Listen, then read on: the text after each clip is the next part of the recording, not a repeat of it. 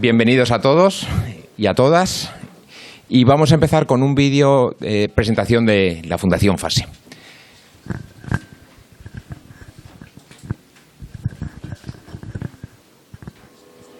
En el corazón de cada sonrisa familiar, en cada juego, en cada comida compartida y en esos momentos afectivos se encuentra la familia, núcleo de la sociedad. Sin embargo, detrás de esta fachada de felicidad, enfrentamos problemas reales que afectan a la familia. Vivienda, maltrato, exclusión social, adicciones, enfermedades mentales, soledad.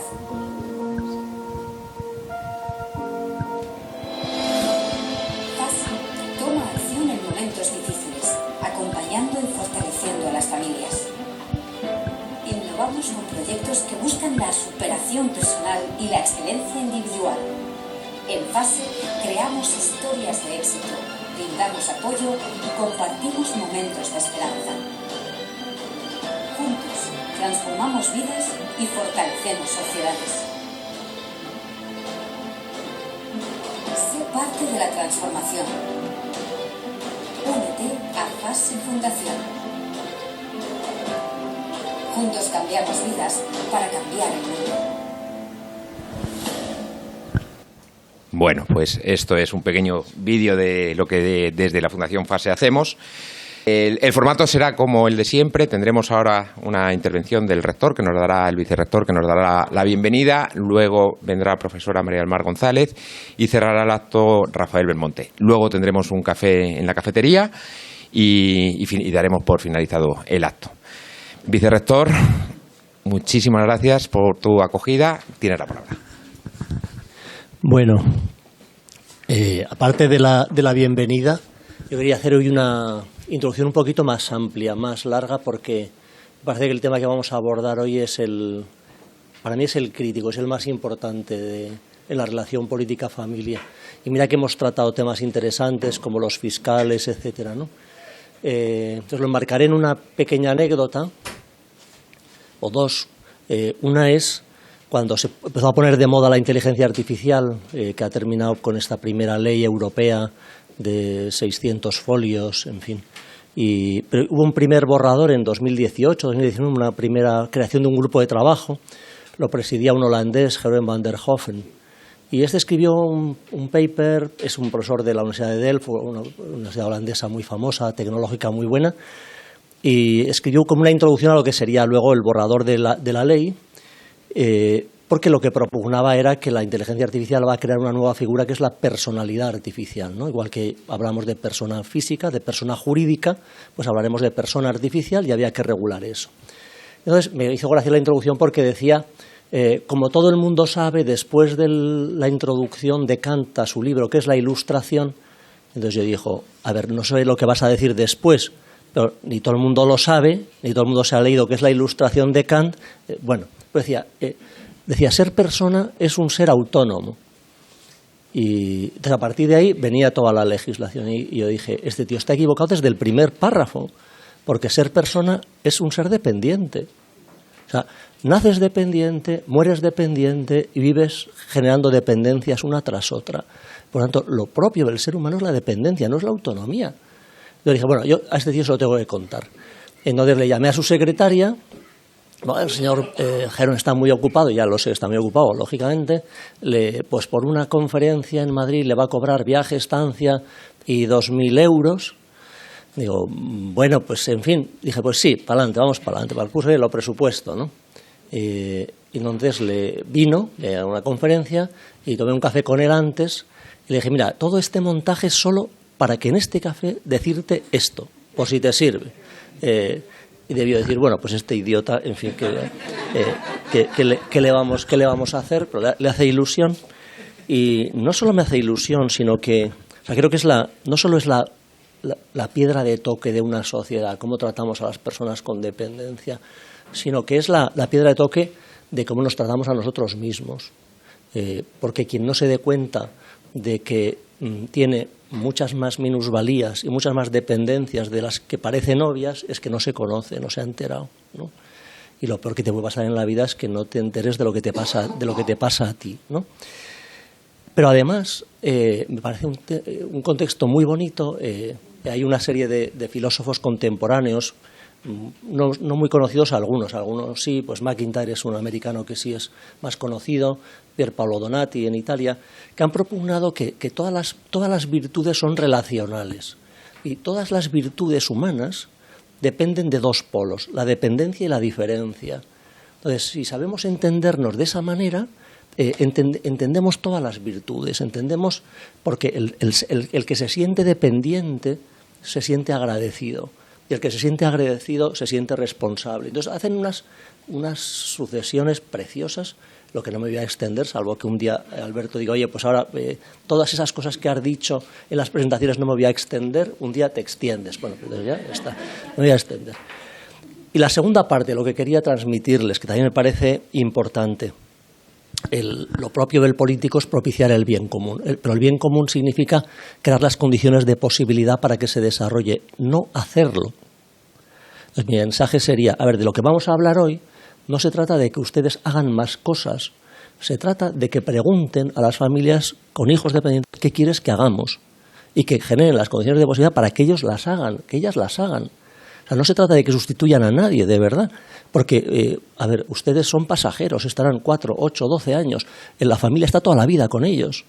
Entonces, el objetivo de la política, del arte de gobernar, no es hacer lo que otros tienen que hacer, sino ponerle fácil el que lo hagan.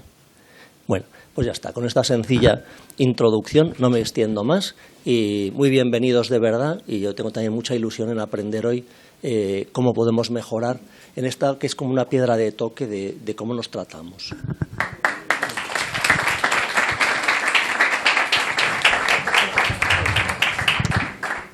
Bueno, muchísimas gracias. Recojo el testigo. El día 26 tenemos sesión con Enrique Cerezo y con Elda, ¿no? La académica será Elda el día 26 y apuntarlo. Pero la siguiente, bueno, estamos entre Cayetana Álvarez de Toledo y con Ángel Cohen, es la otra persona que tenemos, Soraya Sáez de Santa María, pero después de ellas, por supuesto que tendremos mucho que aprender y tienes mucho que aportar. De nuevo, muchas gracias. Muchas gracias por acogernos, Villanueva. Bueno, yo me siento en casa. Yo soy alumni de Villanueva y la verdad que para mí estar en la Universidad de Villanueva es sentirme en casa. Desde siempre ha tomado estas sesiones como algo importante, como lo que es, que se pueda, que podáis estar aquí, que podáis compartir un rato entre concejales, diputados, asociaciones, es muy importante. La parte académica ya sabéis que siempre me ha parecido fundamental porque es la transmisión del saber a todos nosotros, y luego la experiencia política que hoy viene el diputado Rafael Belmonte, pues también es importante. Espero que lo disfrutéis mucho, que saquéis jugo a esta sesión, que porque yo también estoy de acuerdo, es una de las sesiones más importantes. Las familias con discapacidad bueno, yo ya sabéis que también he estado en política bastantes años y creo que las familias con discapacidad son las familias que menos demandan, ¿no? Tienen muchísimas necesidades, pero son las que menos demandan a los políticos, ¿no? Parece que tienen ellos la responsabilidad de su propia situación, ¿no? Con lo cual, todo el apoyo que podamos dar a las familias con discapacidad, pues aportaremos a la sociedad.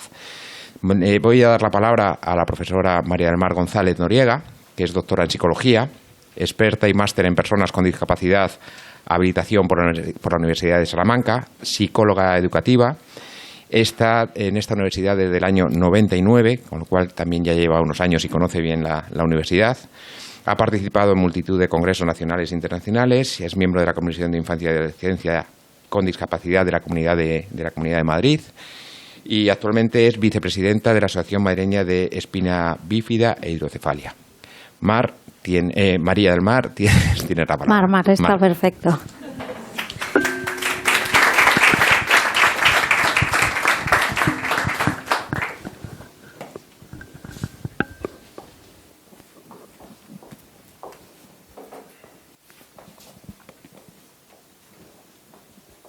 Bueno, buenos días a todos y muchísimas gracias. En primer lugar, agradecer como siempre a José María, a la Fundación FASE, la posibilidad de participar en esta mesa, pero más allá de eso y extensivo, pues el agradecimiento por dar un espacio a las familias con hijos con discapacidad, entre los cuales yo también me ubico, ¿no? Y un poco también quería contarles un poco esa experiencia, que yo siempre digo que mi experiencia en el ámbito es un poco el doble perfil, como profesional de la discapacidad, pero como madre de una hija con discapacidad. Y antes lo hablaba con una compañera que efectivamente sabe que tengo una hija con discapacidad, pero que a veces uno piensa que he decidido dedicarme a la discapacidad porque he tenido una hija con discapacidad. Bueno, en mi caso un poco el proceso fue a la inversa, y es que yo estudié psicología porque tenía claro que quería trabajar con discapacidad, pero tampoco nunca supe por qué quería eso, pero lo quería y no tenía nadie en mi entorno inmediato que yo identificase como persona con discapacidad, pero sabía que quería trabajar ahí. Me fui a Oviedo, estudié la licenciatura de psicopedagogía, donde no encontré asignaturas específicas de discapacidad, les voy a ser muy honesta y sincera, pero sí encontré un profesor, un catedrático, que era experto en discapacidad y que rápidamente me dijo: oye, ¿te interesa el tema? No, yo sí, mucho. Entonces, bueno, me metí en su equipo de investigación y me dijo: el máster y el doctorado lo tienes que hacer en Salamanca. Y yo dije: pues nos vamos a Salamanca. Entonces me quedé de becaria en la Universidad de Oviedo, iba los fines de semana a Salamanca a hacer el máster, y además él era experto en discapacidad física. Yo nunca me había planteado, yo siempre había pensado, como muchos de los que nos aproximamos a la discapacidad, síndrome de Down, discapacidad intelectual, de aquella el autismo no era tan conocido. Bueno, claro, les estoy hablando de los años 90, ¿no? Esto cuando se lo digo a mis estudiantes dicen: ¿dónde? ¿Qué? Los años 90, ¿no? Pero, y entonces, bueno, pues yo me especialicé, empecé mi tesis doctoral sobre lesión medular, proceso de adquiridos adultos. Bueno, pues me vine a Madrid, empecé a dar clase en Villanueva, en las asignaturas de educación especial. Cuando yo empecé me decían: es la de especial. Me decían: Mar, es la de especial, ¿no? Y empecé ahí a trabajar. Bueno, pues formé una familia, me casé, y bueno, tuve a mi primera hija. Y bueno, en ese proceso de embarazo, pruebas de diagnóstico y demás, me dijeron: su hija tiene una lesión medular congénita. Y dije: claro, ¿cómo no puede ser de otra manera? Digo, ¿cómo va a ser diferente, no? Y entonces dije: pues mira, me viene bien porque yo me había especializado en adultos y digo, y lo de los niños no lo tenía yo tan cogido, ¿no? Entonces, bueno, es verdad que eso me hizo una aproximación a la discapacidad diferente. Ya no era solo una persona que se dedicaba profesionalmente a la discapacidad, sino que empecé a vivir la discapacidad. Y no les niego, y lo digo en todos los foros y en todas las sesiones, y es que eso me cambió la mirada de la discapacidad. Mucho modelo teórico, mucha investigación, pero me cambió muchísimo el enfoque. Y claro, empecé en el tercer sector, en el mundo asociacionista, en la asociación en la que está mi hija, en el CERMI, en la Federación de Físicos de la Comunidad de Madrid, en FAMA, y bueno, estamos ahí en un mare magnum, ¿no? Y entonces lidiando. Pero es verdad que esto me hizo compartir y convivir con las familias que tienen hijos con discapacidad de todo tipo, porque mi hija tiene una discapacidad física, pero en nuestras entidades tenemos centro de atención temprana, tenemos centros de día, entonces atendemos todas las discapacidades. Y bueno, me aprendí a convivir con ello y a ver aquellas perspectivas de necesidad desde el otro apartado, ¿no? Y esto me permitió comprobar algunas cosas, ¿no? Por un lado, ¿cuántos somos? Bueno, las familias que tenemos miembros con discapacidad somos muchísimas. Se establece que casi en torno al 20%, y no hay muchas diferencias entre cómo se distribuyen en España y cómo se distribuyen en la Comunidad de Madrid. Son cifras muy parecidas. Hay algunas ligeras desviaciones, pero estamos hablando de en torno al 20%.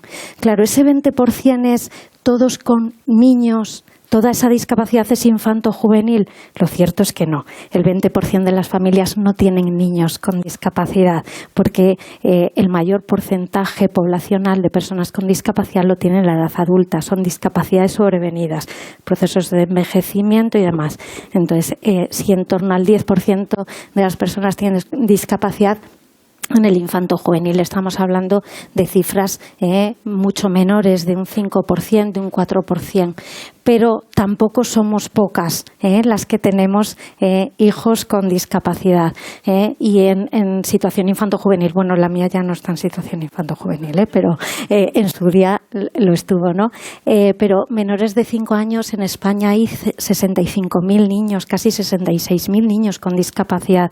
Por tanto, es verdad que no son 66.000 familias, porque hay veces que hay familias que tienen varios hijos con discapacidad, pero son las que menos. Por lo tanto, sí que estamos hablando de que seguramente que si decimos que en torno a las 60.000 familias con discapacidad no nos equivocamos, pero con niños menores de 5 años y en torno a 5.000 en la Comunidad de Madrid. Es decir, que estamos hablando de un número importante de familias. Pero fíjense, entre los 6 y 15 años, según datos del INE, son 100.000 familias, tienen hijos entre 6 y 15 años. En la Comunidad de Madrid, que los tienen en su referente. Y fíjense que en este caso es los que tienen un reconocimiento legal de la discapacidad. Los que tienen un reconocimiento legal de la discapacidad hasta los 17 años son 24.800, que es que son muchísimos. Y claro, no todas las personas con discapacidad tienen un reconocimiento de la discapacidad. ¿Por qué? Porque esto es una elección personal que la familia hace. Yo quiero reconocer legalmente la discapacidad en mi hijo, no. Por tanto, podemos sospechar que hay más personas con discapacidad, aunque no tengan ese reconocimiento legal, ¿no? Bueno, por tanto, estamos hablando de 30.000 menores con discapacidad en la Comunidad de Madrid. Son cifras que de verdad, cuando las pones en valor y en totales, y hablando ahora de sus necesidades, bueno, pues son un grupo significativo, cuanto menos, ¿no? Claro, la cuestión es que nosotros llevamos años intentando investigar y dar respuesta a qué pasa en la familia cuando tienes un hijo con discapacidad.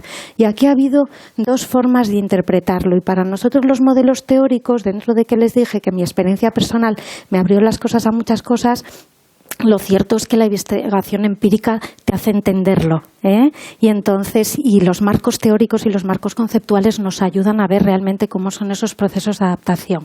Y lo cierto es que hoy hay dos formas de entender lo que les pasa, y tradicionalmente la evidencia empírica nos ha hablado de dos modelos: el modelo de las etapas y el modelo de las diferencias individuales. Antes se entendía, y digo antes porque verán que les voy a decir que este modelo está superado en términos teóricos, pero no en la práctica profesional, y por eso yo les invito a que desde los servicios que organicemos se supere también este modelo en la práctica profesional. Recibir en el seno familiar un hijo con discapacidad se entendía como un proceso de duelo, es decir, las familias pasaban un proceso de duelo, de ansiedad, de estrés, de depresión necesario por esa mala noticia, y que todas las familias pasaban por una serie de fases para adaptarse a ello, y que además eran universales. Todas las familias pasan por un momento donde niegan la discapacidad de su hijo, luego se enfadan y aparece la ira, la desesperación, el enfado. A partir de ese momento empiezan a negociar esa realidad y empiezan, a partir de ahí como empiezan a asumir lo que les ha ocurrido, ya se empiezan a deprimir, y eso precede a: si te estás deprimiendo, vamos bien, porque eso quiere decir que ya has aterrizado en lo que te pasa, y a partir de ahí ya podrás adaptarte a tu situación. Y esto lo que hacía era homogeneizar a las familias, y cualquier profesional y cualquier servicio lo que esperaba es que cuando iba a recibir una familia que hubiera tenido un hijo con discapacidad, estuviese en alguna parte del proceso, y si se enfadaba con el servicio por algún momento, dice: bueno, este todavía no ha superado la primera fase, y es que está enfadado porque está en fase de negación, por eso no lo ve. O cuando la familia no está de acuerdo con un profesional en lo que le dice, es que niega la mayor, entonces está todavía en los procesos iniciales de la adaptación. Y si tú estabas contento, te decían: es que niegas. No, pues ha tenido un hijo con discapacidad, pero están bien. Dice: es que no lo reconocen todavía. No, porque había que pasar por todo esto. Y esto ha sido muy controvertido y ha generado servicios con muchas dificultades, donde les ha enfrentado a las familias a un espejo un poco complejo, porque se esperaba que estuviesen aquí, homogeneizando y además poniéndolos en una situación de vulnerabilidad y debilidad. Bien, lo cierto es que la investigación empírica no valida este modelo que sigue en la práctica profesional en muchas ocasiones, y nos dicen que ni aparecen todas las etapas ni aparecen en ese orden. Pues miren, no son etapas. Ya está. Lo que sí son reacciones psicológicas. Y unos pasan por negación, otros pasan por duelo, otros pasan por estrés y otros no pasan por ninguna. Por tanto, lo que tendríamos que poner es las gafas de qué reacción tiene esta familia y qué implicaciones tiene esa reacción, pero no esperar que vamos a pasar por todo ellas, ¿no? Sin embargo, lo que sí que parece que está validado es el modelo de las diferencias individuales, es decir, las familias afrontan diferente cuando tienen una persona con discapacidad en el seno familiar y especialmente cuando es un hijo, despatologizamos el proceso y además decimos que son resilientes. Por eso me ha encantado antes cuando ha introducido y ha dicho, las familias con hijos con discapacidad son las que menos piden. Yo no sé si son las que menos o las que más, lo que sí que sé es que son fuertes, que son resilientes, que son peleonas y que afrontan la discapacidad. Por lo tanto, no me encaja con esto. Lo que sí que es verdad es que sabemos que hay veces que estas reacciones aparecen, y aparece el duelo, y aparece la depresión, y aparece en determinadas familias, que no en todas y no necesariamente, porque existen unos factores de vulnerabilidad. Por tanto, lo que tenemos que analizar es cuando hay factores de vulnerabilidad que ponen a las familias en riesgo. Perdón, es que no sé qué está... Algo estoy tocando.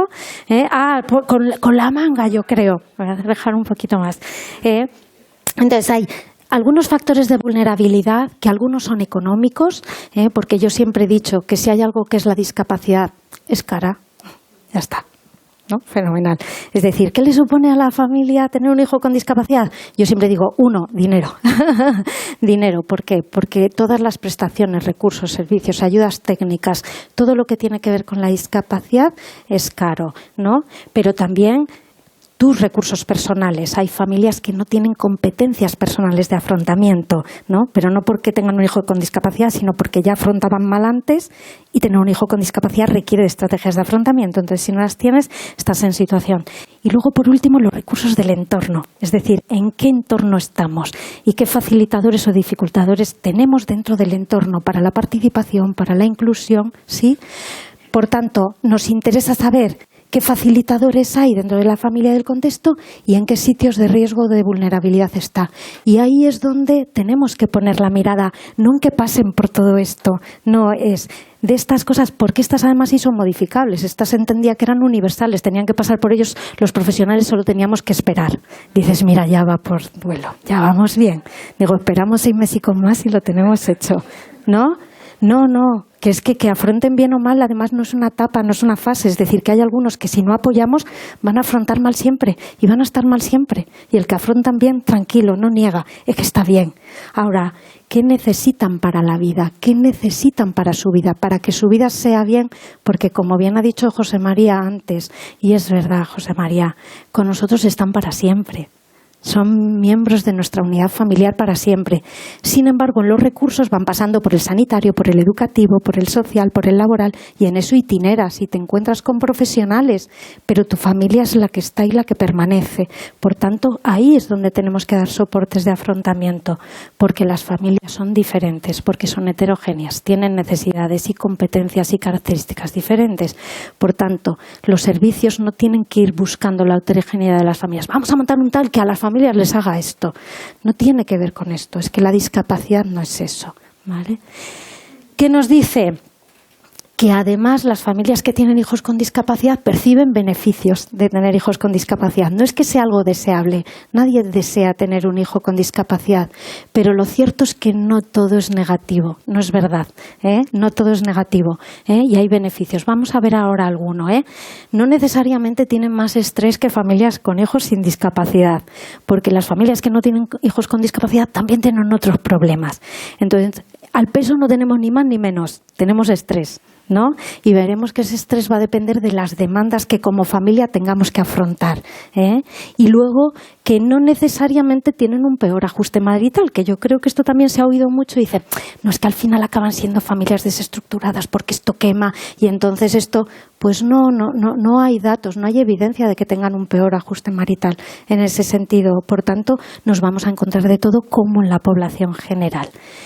Entre los beneficios que perciben los padres que tienen hijos con discapacidad, los estudios, estamos hablando de evidencias empíricas, no de sensaciones, no lo que dice la literatura científica, es que perciben que cuando tienen un hijo con discapacidad tienen un mayor crecimiento personal, que toleran mejor las diferencias individuales, que a veces antes no lo hacían, y eso lo reconocen como un valor, que aprovechan más el aprendizaje de la vida y les parece que la llegada a la discapacidad les enseña muchas cosas, que fortalece y une su familia, curiosamente, porque van a adquirir muchas herramientas de afrontamiento, como decíamos, pero además, y yo creo que este es el que más me gusta, y es que ven a su hijo con discapacidad como una fuente de disfrute y un motivo de calidad de vida para ellos. Es decir, les provoca calidad de vida, les aporta en su vida.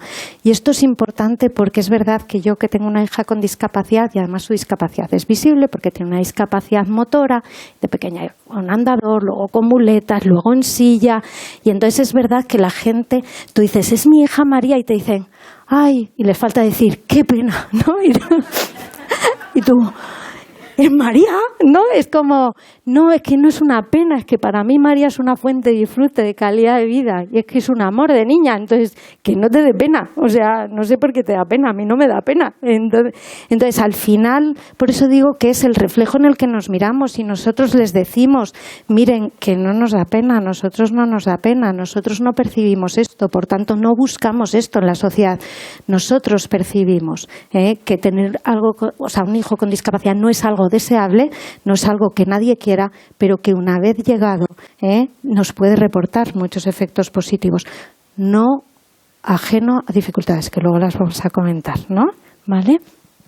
Pero también los hermanos perciben beneficios. Se han hecho cada vez más estudios sobre hermanos que tienen hijos con discapacidad y nos dicen que aumenta la empatía, aumenta la generosidad, aumenta la madurez, aumenta su autoconfianza, porque al final son hermanos que les toca asumir muchas responsabilidades en la crianza, porque ya digo que ajeno a dificultades la crianza de un hijo con discapacidad no está, aumenta su paciencia, la aceptación y tienen una mayor valoración de su propio estado de salud porque saben las implicaciones que tiene la falta de salud y saben lo que es ser grandes usuarios de la red sanitaria, que los niños con discapacidad lo son, ¿no?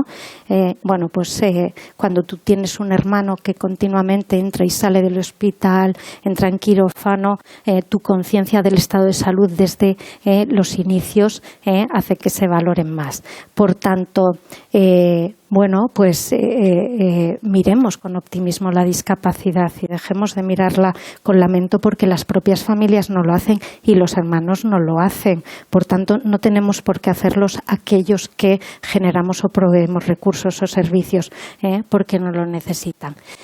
Por tanto, ¿qué nos dice el modelo conceptual? Pues que lo que sí que hay son muchas necesidades familiares, sí. Sí, por eso digo que no es que sea un campo de rosas maravilloso, no, porque las familias que tienen hijos con discapacidad tienen muchas necesidades de soporte, de recursos, de conciliación de la vida laboral y familiar. Yo les reconozco que es harto difícil, ¿no? Y es verdad que muchas, digo mamás porque la mayoría son madres a día de hoy todavía, y esto es una cuestión estadística, no es una opinión, por supuesto, pero tienen que dejar de trabajar para poder conciliar la crianza en las primeras edades y, sobre todo, si requiere de muchas rehabilitaciones, ingresos, cirugías. Es decir, que, bueno, pues requiere un compromiso, requiere un mayor esfuerzo y eso a veces genera que esas familias tengan necesidades sobrevenidas a la discapacidad. Algunas, yo les decía, todo es caro en la discapacidad. Yo la primera vez que me planteé a mi hija comprarle una bicicleta adaptada, que siempre como lo pongo como ejemplo, encontré un sitio donde las hacían adaptadas de triciclo de brazo y yo pues solicité presupuesto, dije, ay, pues fenomenal, no sé, para unos reyes y entonces me devolvieron una factura que me dijeron, sí, en el IVA, pero no se preocupe que será el 4% súper reducido, son 4.700 euros. Y yo dije, ¿qué es una bicicleta? Digo, pero si no tiene motor, o sea, nada. Digo, ¿es verdad que la Corsica tenía un amortiguador más porque tiene 3 ruedas más? Pues un amortiguador más. 4.300 euros. ¿Se hacen ustedes a la idea? Dices, por favor, que solo quiero que ande en bicicleta con sus compañeros en el colegio cuando tenga una salida. Sí, hay más necesidades, O sea, es verdad que nos enfrentamos a esto. cuando conseguí encontrar algún sitio que hiciese esas bicicletas, porque uno va al Decathlon y dice las adaptadas y te dicen no tenemos, ¿no? Entonces, es verdad, eso es una realidad, por tanto no está ajeno, pero es que son esas necesidades las que se vinculan con las oportunidades del contexto. Es decir, que vivimos mejor o peor la discapacidad de nuestros hijos en función de que podemos atender mejor a las necesidades que nos van surgiendo de la respuesta que tenemos que ir dando. Y ahí el contexto puede ser un facilitador o puede ser un dificultador. En mi caso, que yo toda mi vida he trabajado en la Universidad de Villanueva, y no es para hacer apología, pero ya que estamos tan bien, yo he tenido todas las facilidades para una conciliación de la vida laboral y familiar con una hija con discapacidad que lleva 17 cirugías y tiene 20 años, o sea que y no he tenido, pero no todo el mundo tiene esa oportunidad, ¿no?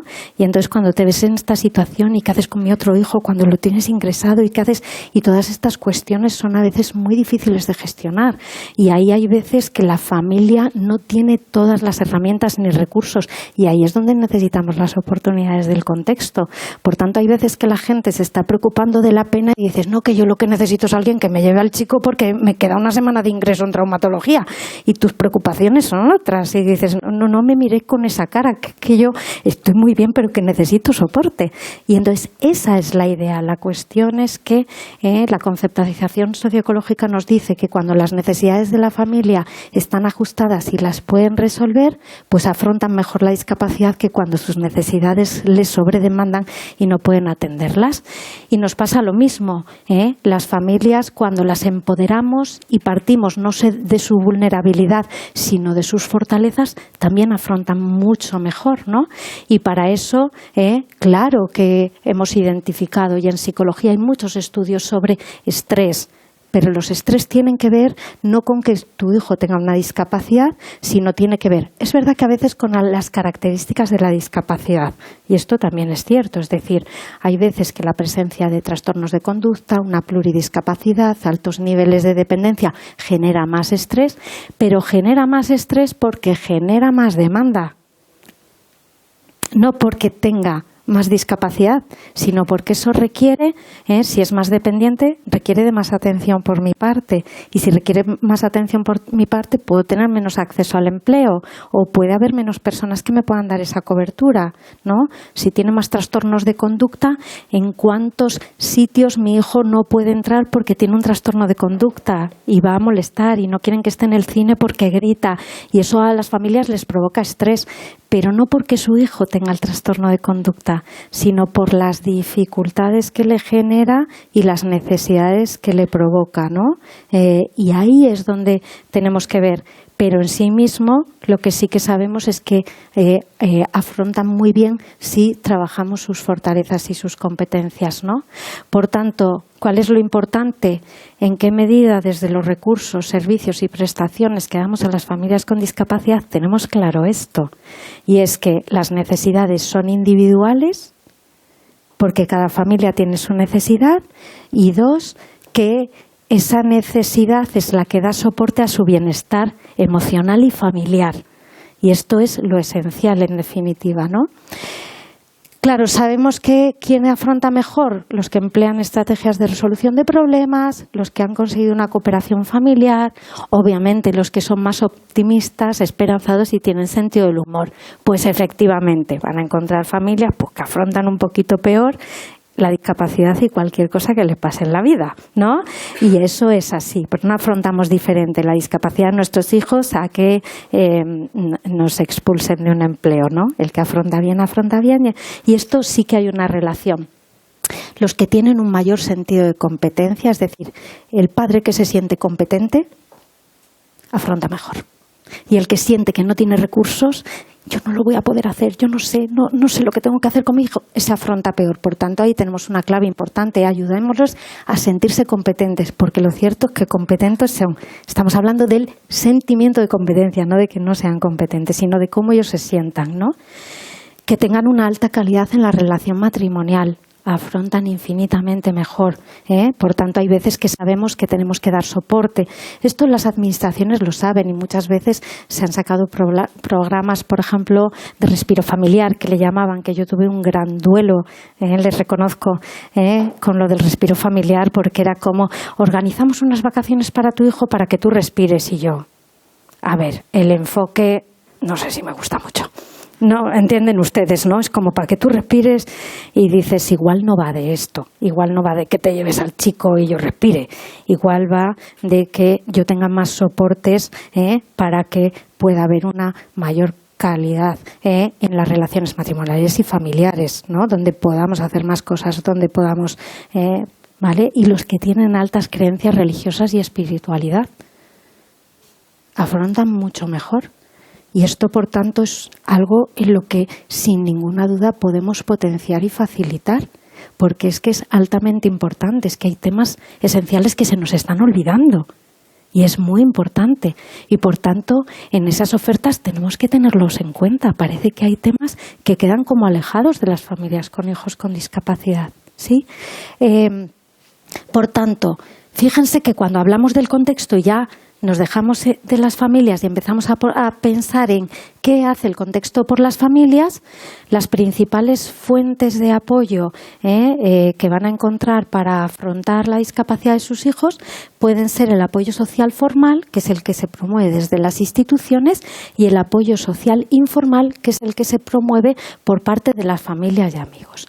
Bueno, pues en ambos dos, que haya un buen afrontamiento de las familias no depende de que haya muchos recursos de apoyo en el contexto de lo que nos ofrecen, por ejemplo, las administraciones públicas, las instituciones o el tercer sector, ni del número de familia y amigos que tengo. No hay esa relación directa, no es a más recursos, mejor afrontamiento. No, es a más cualidades concretas de los recursos, mejor afrontamiento. Por tanto, no es cuantos más amigos y familiares tengo, mejor afronto. No. Cuando mejores son las relaciones que tengo con esa familia y amigos, aunque sean poquitos, mejor afronto. ¿Por qué? Porque nos hemos encontrado que hay algunas características que tiene que ser el contexto para que ese contexto se considere beneficioso. Porque hay veces que no lo hacemos con mala intención, ni los amigos, ni los familiares, ni las instituciones, pero le ponemos la zancadilla a las familias con toda nuestra buena intención, pero les ponemos la zancadilla, ¿no? En cuanto a los apoyos profesionales, a ese apoyo social formal, ¿necesitamos apoyo profesional? Necesitamos apoyo profesional. Más, pues miren, no sé si más, menos, claro, yo como tengo hijo con y hijo sin discapacidad, ¿no? Pues puedo comparar y digo, a ver, pues con mi hijo sin discapacidad he necesitado apoyos profesionales, servicios médicos, educativos, deportivos, ¿no? Yo pienso en todo lo que ha ido necesitando y los ha necesitado. Por tanto, no sé si son más o menos, bueno, pues sí, bueno, sí. María, yo digo que nació, la pusieron la pulserita del todo incluido en salud y desde entonces le debo mucho dinero a la administración pública, muchísimo, menos mal que no lo tenemos, ¿no? Es decir, que sí, ha utilizado muchos más recursos sanitarios, ¿no? Y por tanto puede que en número a veces sí que tenemos una mayor utilización de apoyos profesionales. Pero claro, ¿quiénes me ayudan? Los que esos apoyos que me dan están centrados en mi plan de familia. Es decir, mi familia no atiende a lo que el profesional quiere de mi familia, sino que a mí me ayuda que el profesional, y ese profesional, me da igual que sea sanitario, educativo, me ayuda siempre y cuando atienda las necesidades familiares. ¿Cuáles son mis necesidades familiares? Yo siempre pongo algunos ejemplos, que es verdad que son ejemplos vitales, pero porque prefiero utilizar los míos que los de otras familias, que tengo a cientos, porque en nuestras entidades trabajamos con muchísimas familias, ¿no? Pero yo siempre digo que cuando a mi hija la dieron el alta del hospital, atendida por neonatología, porque como fue un diagnóstico prenatal estuvo todo muy preparado y yo he estado estado muy bien apoyada, muy bien orientada, muy bien atendida en el centro de salud. María la operaron el mismo día de nacer los neurocirujanos y estaban esperando en el quirófano de al lado para operarla ese mismo día. O sea, todo muy bien atendido. Cuando la fueron a dar el alta después de 2 meses en neonatología, yo dije, es que en algún momento ustedes me han dicho que tiene que estar libre de contacto con el látex porque tiene riesgo de alergia al látex. Entonces yo necesito saber si, como de aquella se pusieron de moda los colchones de látex, digo, ¿le puedo comprar un colchón de látex? Y me decía, es que no sabemos lo que nos dices. Digo, que si le compro un colchón de látex, dice, es una niña libre de látex. Digo, ya, pero ¿y el colchón? Eso está en contacto, no está, lo compro, no lo compro. Y dice, no, es que no sabe. Y claro, ellos les preocupaba la herida, la cirugía, el posicionamiento y tal, y el colchón, ¿no? Entonces, hay veces que dices, es que lo que los profesionales están planteando no tiene nada que ver con tu situación familiar, ¿no? O cuando empezó el tal, que yo lo primero que le dije al centro de atención temprana al que empezó María es, ¿por aquí hay algún parque que esté adaptado, donde pueda entrar ella con el andador? Porque eran todos areneros, menos mal que esa fase la hemos superado, ¿no? Pero eran todos areneros. ¿Qué haces con una hija con un andador y un arenero? Verlo desde fuera. No puedes hacer más. No puedes hacer más. Y María, entramos, y yo, no, cariño. Bueno, yo te cojo en brazos. No, yo sola, y tú no, sola no. O sea, no puedes. Te quedas ahí, dice, no corre, y yo ya. Las ruedas, y yo no, van bien. Claro, y entonces el fisioterapeuta estaba, no, tiene que subir, tiene que bajar escaleras y tal, y yo quiero ir al parque. Ahí hay si conseguimos entrar en el parque, que suba y baja las escaleras del tobogán. Y eso es un contexto natural donde mi hija sube y baja escaleras. No, que en casa la ponga a subir y bajar escaleras. Y yo, María, mira, en vez de ir al parque, cariño, vamos a subir y bajar escaleras en casa. Entonces, claro que necesitamos apoyo de los profesionales, claro que me digan cómo María tiene que subir y bajar escaleras, cómo un niño con TEA se tiene que relacionar, se tiene que solucionar. Pero necesito que esté centrado en las características de mi familia, en mis necesidades, ¿vale? Por tanto, empodérenme, no me den un recetario de cosas que tengo que hacer, confíen en mí y vean qué posibilidades tengo, qué competencias tengo, empodérenla y vamos a trabajar a través de ello.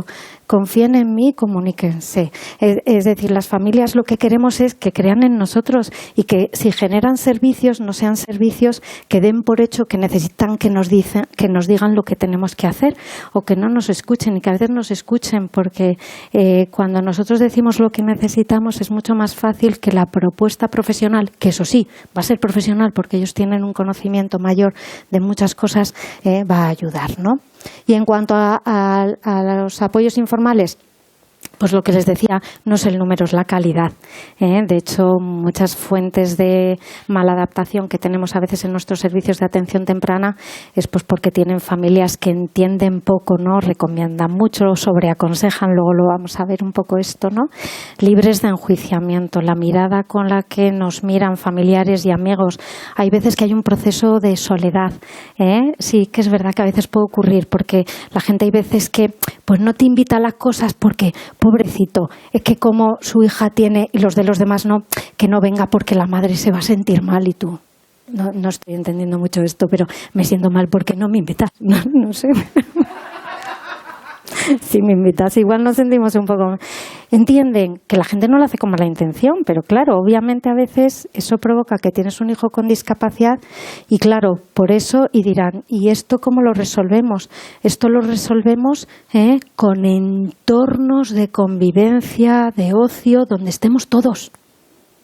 Es decir, donde la sociedad se acostumbre a convivir con niños con discapacidad y si les toca un familiar o amigo cercano, estén acostumbrados, porque hay niños en los parques, porque hay niños en las escuelas y por tanto porque no es algo a lo que no sé enfrentarme. Por tanto, si me toca, yo si necesitas ayuda me llamas, ¿no? Si necesitas ayuda me llamas, me llamas, ¿no? Y entonces esto no ayuda a la discapacidad. Estamos hablando del compromiso familiar y amigos y para eso necesitamos que todas las personas se comprometan, pero para que todas las personas se comprometan tenemos que convivir con la discapacidad, conocerla, que no nos parezca algo ajeno, porque no lo es en realidad, ¿no? ¿Y quiénes afrontan peor? Pues miren, afrontan peor, fíjese, la literatura científica nos dice que en el contexto educativo afrontan peor las familias que están victimizadas, ¿eh? Es decir, que en los colegios asumen este modelo que decíamos antes de patologización del proceso de adaptación a la discapacidad y entienden que las familias están mal. Pobrecitas, vulnerables, tienen muchas necesidades, mucha pena, mucho duelo. Hombre, no le des lo del ocio, si bastante tienen con lo de su niño. Dice, no le mandes la carta del ocio, es que no os imagináis a veces las cosas que vivimos las familias. Vuelvo a la base de que se hace con toda la buena intención del mundo, ¿eh? O sea, que no atribuimos mala intención, pero sí un desenfoque. Entonces, si nos sentimos victimizados y el espejo que nos ofrecen para mirarnos es el de víctimas, pobrecitos y duelo, pues esto hace que... O cuando no nos implican en las decisiones. En el contexto educativo hay multitud de momentos donde a las familias no se nos tiene en cuenta. Y yo el ejemplo siempre que digo es ¿por qué no podemos decidir dónde escolarizar a nuestros hijos? ¿No? Esta es la primera decisión que no nos dejan tomar, que es muy dura porque se produce en torno a los 3 años de edad de tu hijo y es la primera vez que un profesional va a poner por escrito dónde... en qué modalidad y en qué centro tienes que escolarizar a tu hijo. No podemos elegir, obligatoriamente pasamos por dictamen de escolarización. Y yo digo, pues tengo la misma capacidad de equivocarme con mi hijo que con mi hija, tenga o no tenga discapacidad. Es decir, si nos equivocamos eligiendo el colegio, nos equivocamos con todos nuestros hijos, no solo con... Sin embargo, damos por hecho que un profesional sabe mejor que tú en qué colegio va a estar tu hijo mejor escolarizado. Y de nuevo, no se atiende, como decíamos antes, ni a las necesidades familiares, ni a la ideología familiar, ni a los principios familiares, y se decide por nosotros. Yo creo que es el primer acto de tutelaje que hacen las administraciones que deberíamos de darle una vuelta, porque yo no necesito que me tutelen, porque si me tutelan me están haciendo que me valore como incompetente para la crianza de mi hijo, porque yo soy competente en la crianza de mi hijo y si no, ayúdenme a ser competente, pero no me sustituyan en la crianza.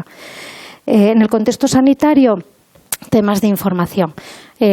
Pues la información no llega bien a veces en el contexto sanitario, demasiados profesionales sanitarios, pocas unidades especializadas, entonces vas a muchos médicos con poca comunicación entre ellos.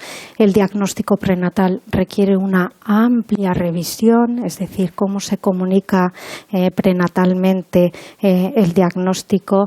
Entonces aquí tenemos experiencias de todo tipo, familias a las que, como a mí, les ha ido muy bien porque el diagnóstico prenatal ha ido seguido de un volcado de los profesionales sanitarios en el acompañamiento, en el sentimiento competencial y demás, y tenemos otros que no están en esta situación y que van por otras direcciones, ¿no? Y donde las familias no se sienten ni acompañadas, ni atendidas, ni protegidas, ¿no? Y mucho menos el menor. Entonces, a esto hay que darle una vuelta. Si estás muy desinformado, si la información no es de buena calidad y si no te ayuda en el proceso y si sentimos que efectivamente, miren, es que ustedes no van a ser competentes, por tanto, lo que tienen que hacer en términos de salud con su hijo es esto, porque se lo digo yo que soy el que sabe de salud, ¿no? Entonces, es verdad que nuestros hijos conviven con orientaciones sanitarias todo el tiempo, desde pequeños, ¿no? Desde el momento del diagnóstico y necesitamos que nos valoren como personas competentes, ¿no? Y en el contexto social, los que se sienten sobreaconsejados, ¿no? Entonces, es que todo el mundo te dice cómo tienes que criar a un hijo con discapacidad. Que a mí me encantaría realizar este estudio porque todo el mundo te aconseja, pero cuando luego vas a un servicio te dicen que allí no le pueden atender porque necesitan gente experta y especializada. Digo, no sé si me queda claro. Por un lado, todo el mundo sabe lo que te dice, lo que tienes que hacer, y por otro, cuando quieres usar un servicio te dicen, ay, no, este no está especializado. Digo, vivimos ahí en esa dualidad, ¿no?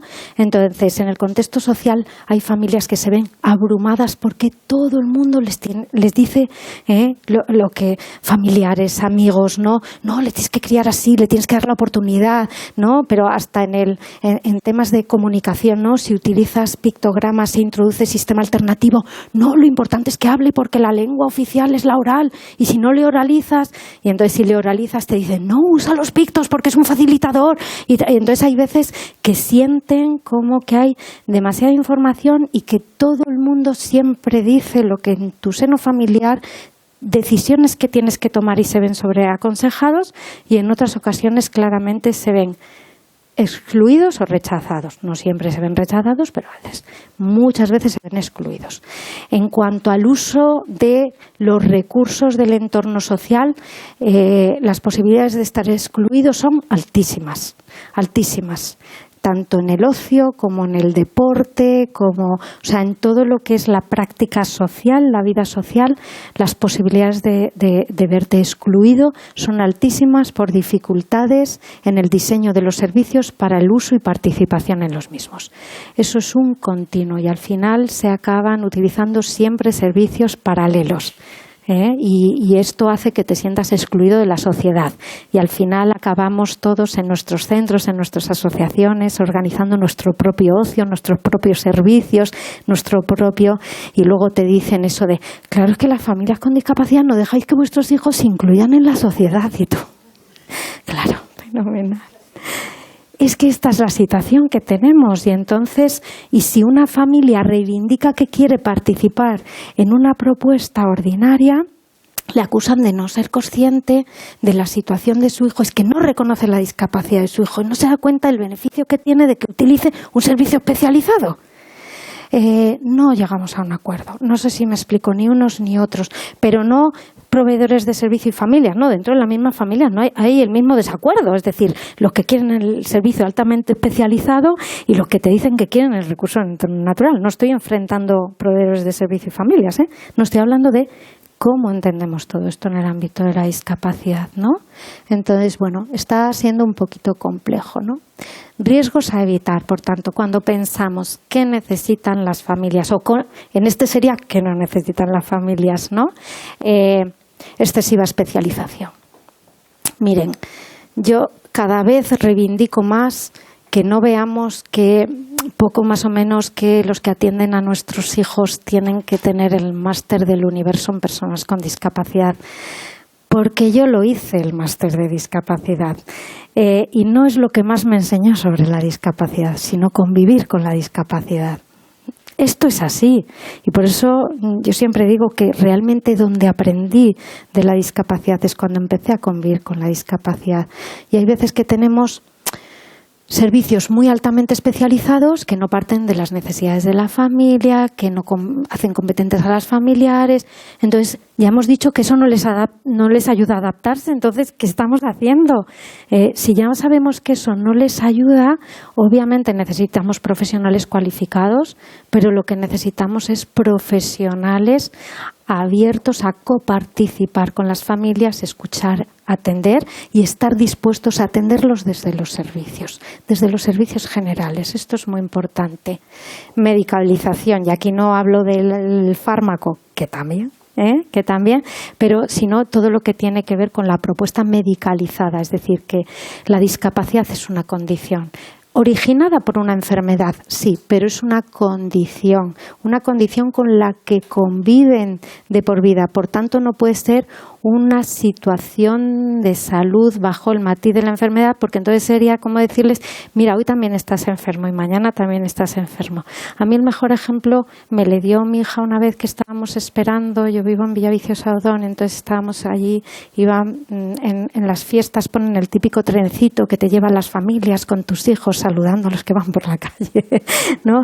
Y recuerdo que estábamos esperando en estas vallas que pone la policía, ¿no?, para separar. Mi hija de aquella iba con muletas, estaba bastante estable, llevaba muletas, siempre las cuelga del brazo, se le quedan ancladas a los brazos, y entonces ella, mi hijo, su primo empezaron a cogerse a la valla y varios niños empezaron pues con la valla, que venga, ¿no? Y entonces rápidamente alguien vio que a María le colgaban en las muletas, ella que estaba en plena tal, y fue donde su hijo que estaba al lado y le dijo, ¿qué haces? No toques la valla, ¿no ves que hay una niña enferma? Claro, María se quedó así, me miró y dice, mamá, estoy bien. Y dice, no tengo fiebre, me puedo montar en el tren, ¿no? Claro, yo dije, claro, es que este es el concepto de enfermedad. Ella lo que sí que tiene muy claro desde siempre es que tiene una discapacidad. pero no una enfermedad.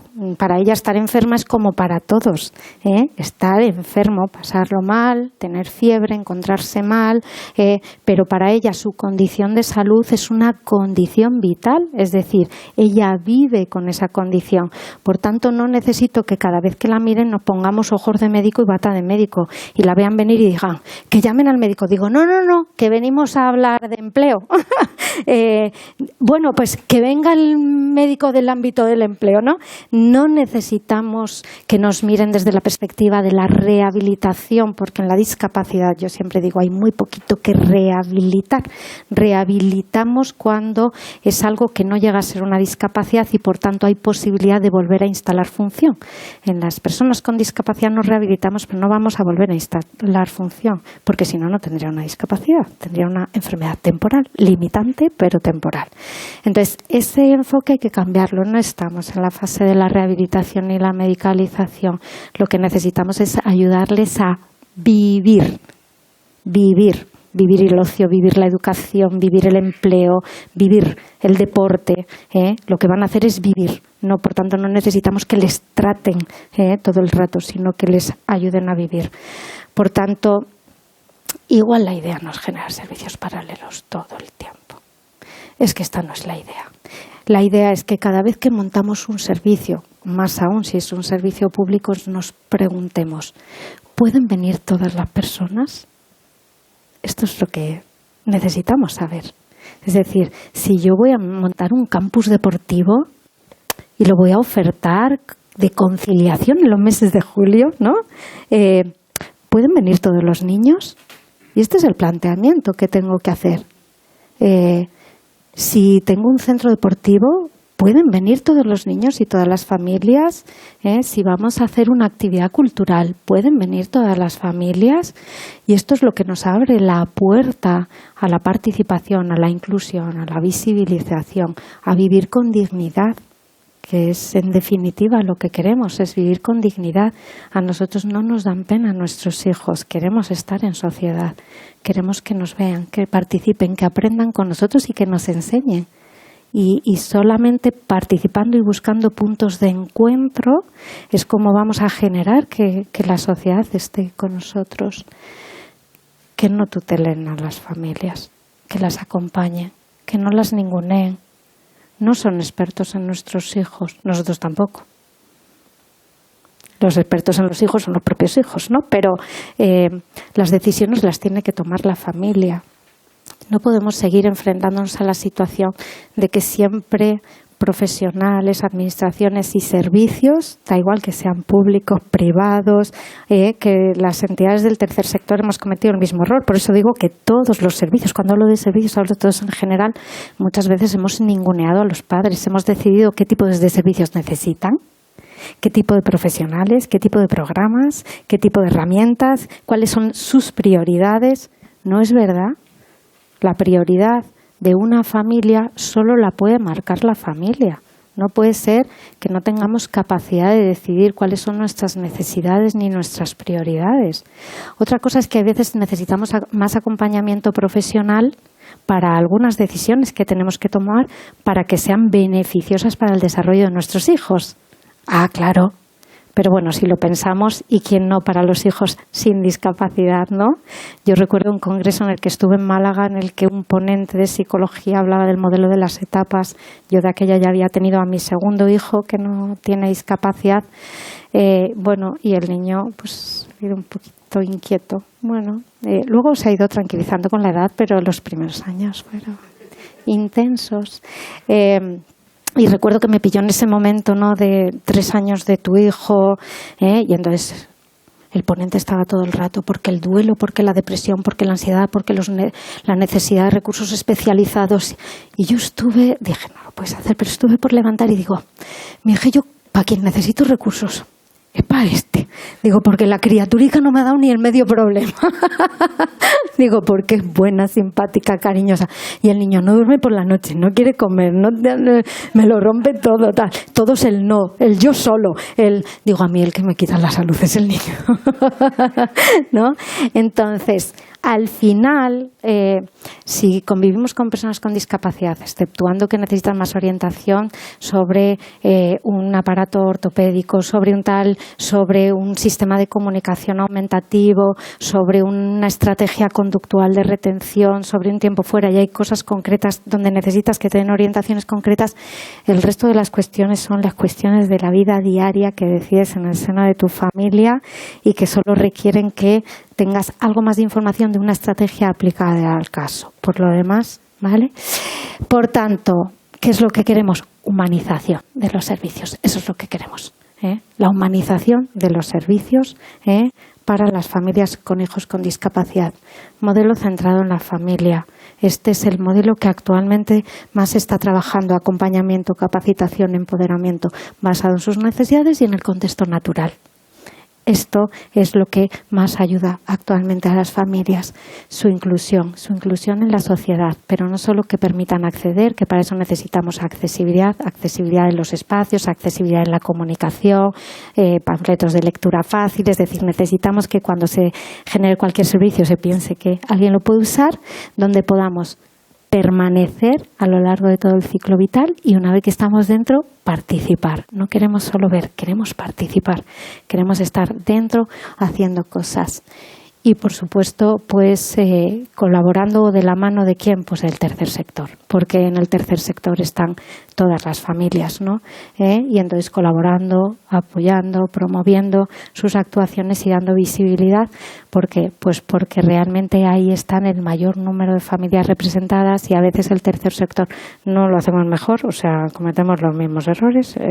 Diseñar servicios es cometer errores continuamente, pero sí que es verdad que tenemos el pulso de las familias continuamente, porque hay veces que cuando hemos dicho eso de no demandan a la administración, nosotros muchas veces decimos, pero a nosotros desde el tercer sector sí que nos demandan, a las entidades sí que nos demandan, ¿no? Y entonces, bueno, una buena interlocución. Así que, bueno, pues muchísimas gracias, de verdad.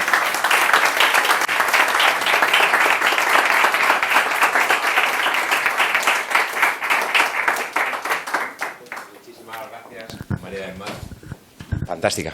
Me ha parecido muy académica, ¿no? O aterrizar lo que las familias con hijos con discapacidad necesitan. Yo creo que os ha venido francamente bien. Y aprovecho para deciros que esta sesión se está grabando y que lo colgaremos en YouTube, en el canal de Fundación Fase tiene YouTube. Allí lo colgaremos porque creo que es una sesión que conviene verlo con los equipos, con vuestros equipos, ¿no? En los municipios, porque ha dicho cosas tan importantes que yo creo que es para volver a repasar esta sesión punto por punto, porque ha sido francamente buena. Te lo agradezco de verdad. Suscribiros al canal de YouTube de Fase Fundación, porque ahí vamos colgando las noticias y vamos sacando píldoras de diferentes asuntos, y deciros que desde la Fundación Fase estamos a vuestra disposición para lo que queráis en cualquier tema de familia. Y ahora nos viene la segunda parte, ¿no? Que va a ser tan buena o más, si cabe, que la primera, es la parte política, ¿no? Rafael Belmonte, es abogado y padre de familia numerosa.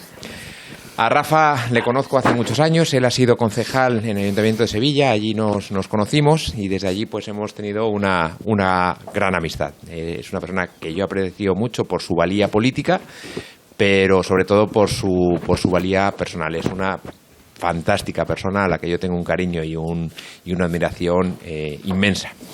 Rafa actualmente es diputado en el Congreso de los Diputados aquí en Madrid, es diputado por Sevilla y es portavoz de la Comisión de Trabajo, Economía Social, Inclusión, Seguridad Social y Migraciones.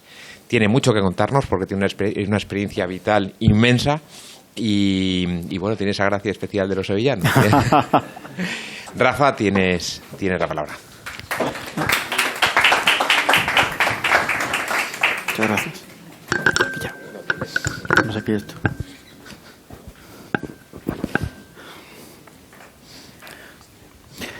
Bueno, muy bien, muchas gracias. Buenos días. Yo no quería esto, pero Conchita, ahora hablaremos de Conchita, no he obligado. Gracias en primer lugar a la Universidad de Villanueva. Un honor absoluto estar aquí, conocer la institución y agradecer un poco que pongan sus recursos al servicio del conocimiento de la sociedad y, por supuesto, del debate, ¿no? Y también de compartir esta experiencia tan necesaria en una de las ponencias o de una de las jornadas que, lógicamente, en razón de la intervención de Mar, es importante, únicamente por eso. Gracias también a FASE. Los méritos de que esté aquí yo no es la valía, es la amistad de Alberto. Entonces, por eso se ha demostrado aquí ampliamente. Gracias a Alberto por su labor ahí y por haber puesto a disposición de una fundación pues su experiencia, porque la valía política es suya. Gran director general en la Comunidad de Madrid, que hizo una labor inmensa y, bueno, ahora está en otra fase, pero nunca descarten que alguien que ha sido tocado por la política vuelva. Mucho cuidado, que los toreros siempre reaparecen. Y a la red de municipios por la familia, Ángel Juárez, a mi amigo Ángel también, culpable también de que esté. Gracias por la labor, gracias por mantener la llama. La red es esa pequeña gota, pequeña pero constante, que intenta mantener las políticas familiares en el centro del debate, o por lo menos suscitarlo. Ya con eso, si ahí generamos ideas, generamos amistad, generamos intercambio de información, pues mucho mejor. Pero en eso hay que personalizarlo en Ángel, ¿no? Se ha hablado también un poco, por finalizar, de dependencias. Pues bueno, pues en esta charla que soy dependiente de Conchita, que siempre me gusta saludarla. Conchita Antón, responsable de la tramoya, siempre está pendiente de todo y me gusta siempre verla y verla bien, además. Lo agradezco muchísimo. Gracias, Mar, por la ponencia, ¿no?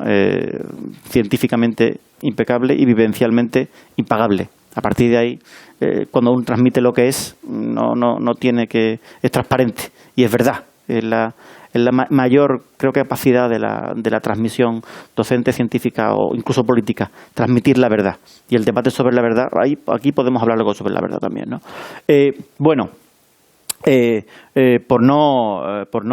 Intentar no bajar el nivel, aunque estará bajado. La experiencia que yo les puedo demostrar en cuanto a la cuestión política son tres. A mí me gustaría retomar un poco lo que ha comentado el señor vicerrector sobre el tema de Kant. Bueno, yo cuando amaneció Kant por aquí, me fui al otro extremo y me fui a Santo Tomás. ¿Por qué? Por la persona. Pero aquí estamos hablando de personas.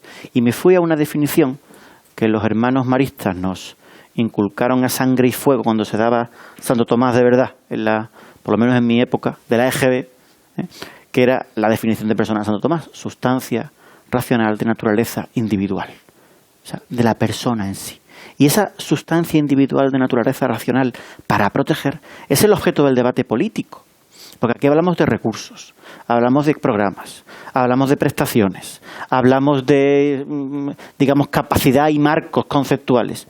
Y es la persona. Claro, la cuestión de la persona, perdón por la disquisición filosófica, pero yo soy de formación de Derecho, pero en el plan antiguo dábamos filosofía del derecho y esas cosas, ¿no? Ahora todo el mundo habla de ADE y de economía. Vale, muy bien, está todo perfecto. La definición de persona nos lleva a otro concepto fundamental, por lo menos para la acción política, que algunos pueden estar implicados en ella, que es el concepto de dignidad. Y lo ha comentado Mar. La dignitas latina. La dignidad es la que apoya a la persona y la que la recubre como una capa de defensa. Los que tenemos hijos adolescentes y somos devotos de la Guerra de las Galaxias en los 15 episodios que ya me pierdo, es como esa halo protector de la estrella de la muerte. Eso es la dignidad de la persona, que la protege. Claro, tenemos que hablar de la dignidad. La acción política se tiene que sustentar en la dignidad de la persona, sea como sea. Claro, hay un tercer debate. No me salgo del marco, Conchita, no me salgo del marco.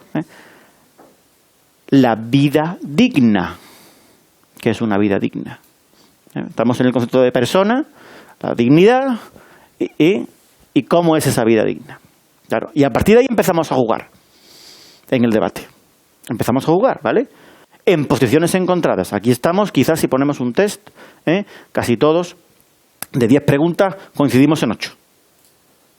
Pero ahí fuera, a lo mejor no coincidimos en 8, coincidimos en una o en ninguna, ¿vale? A partir de ahí, en qué nos tenemos que centrar en la labor política, por lo menos lo que hemos intentado desde que tengo el honor de poder estar sirviendo en el Congreso, ¿no? Bueno, hay un consenso amplio, y eso habrán visto ustedes en los medios de comunicación. Se ha reformado el artículo 49 de la Constitución, porque había ahí digamos que un atraso denominativo, ¿no?, en la cuestión de la definición de las personas, ¿no? Y ese término de disminuidos, quizá a lo mejor no estaba mal en esa época y ahora había que adaptarlo. Pues para eso están las leyes, para adaptarlas, ¿vale? Eso es un paso consensuado, digamos un poco sin ningún tipo de debate político, pero donde también se ha metido un poco el hecho de tener esa cuestión y esa manera de contemplar la discapacidad, ¿no? A partir de ahí, ¿qué creo que debe hacerse para fomentar todo lo que nos ha comentado antes Mar?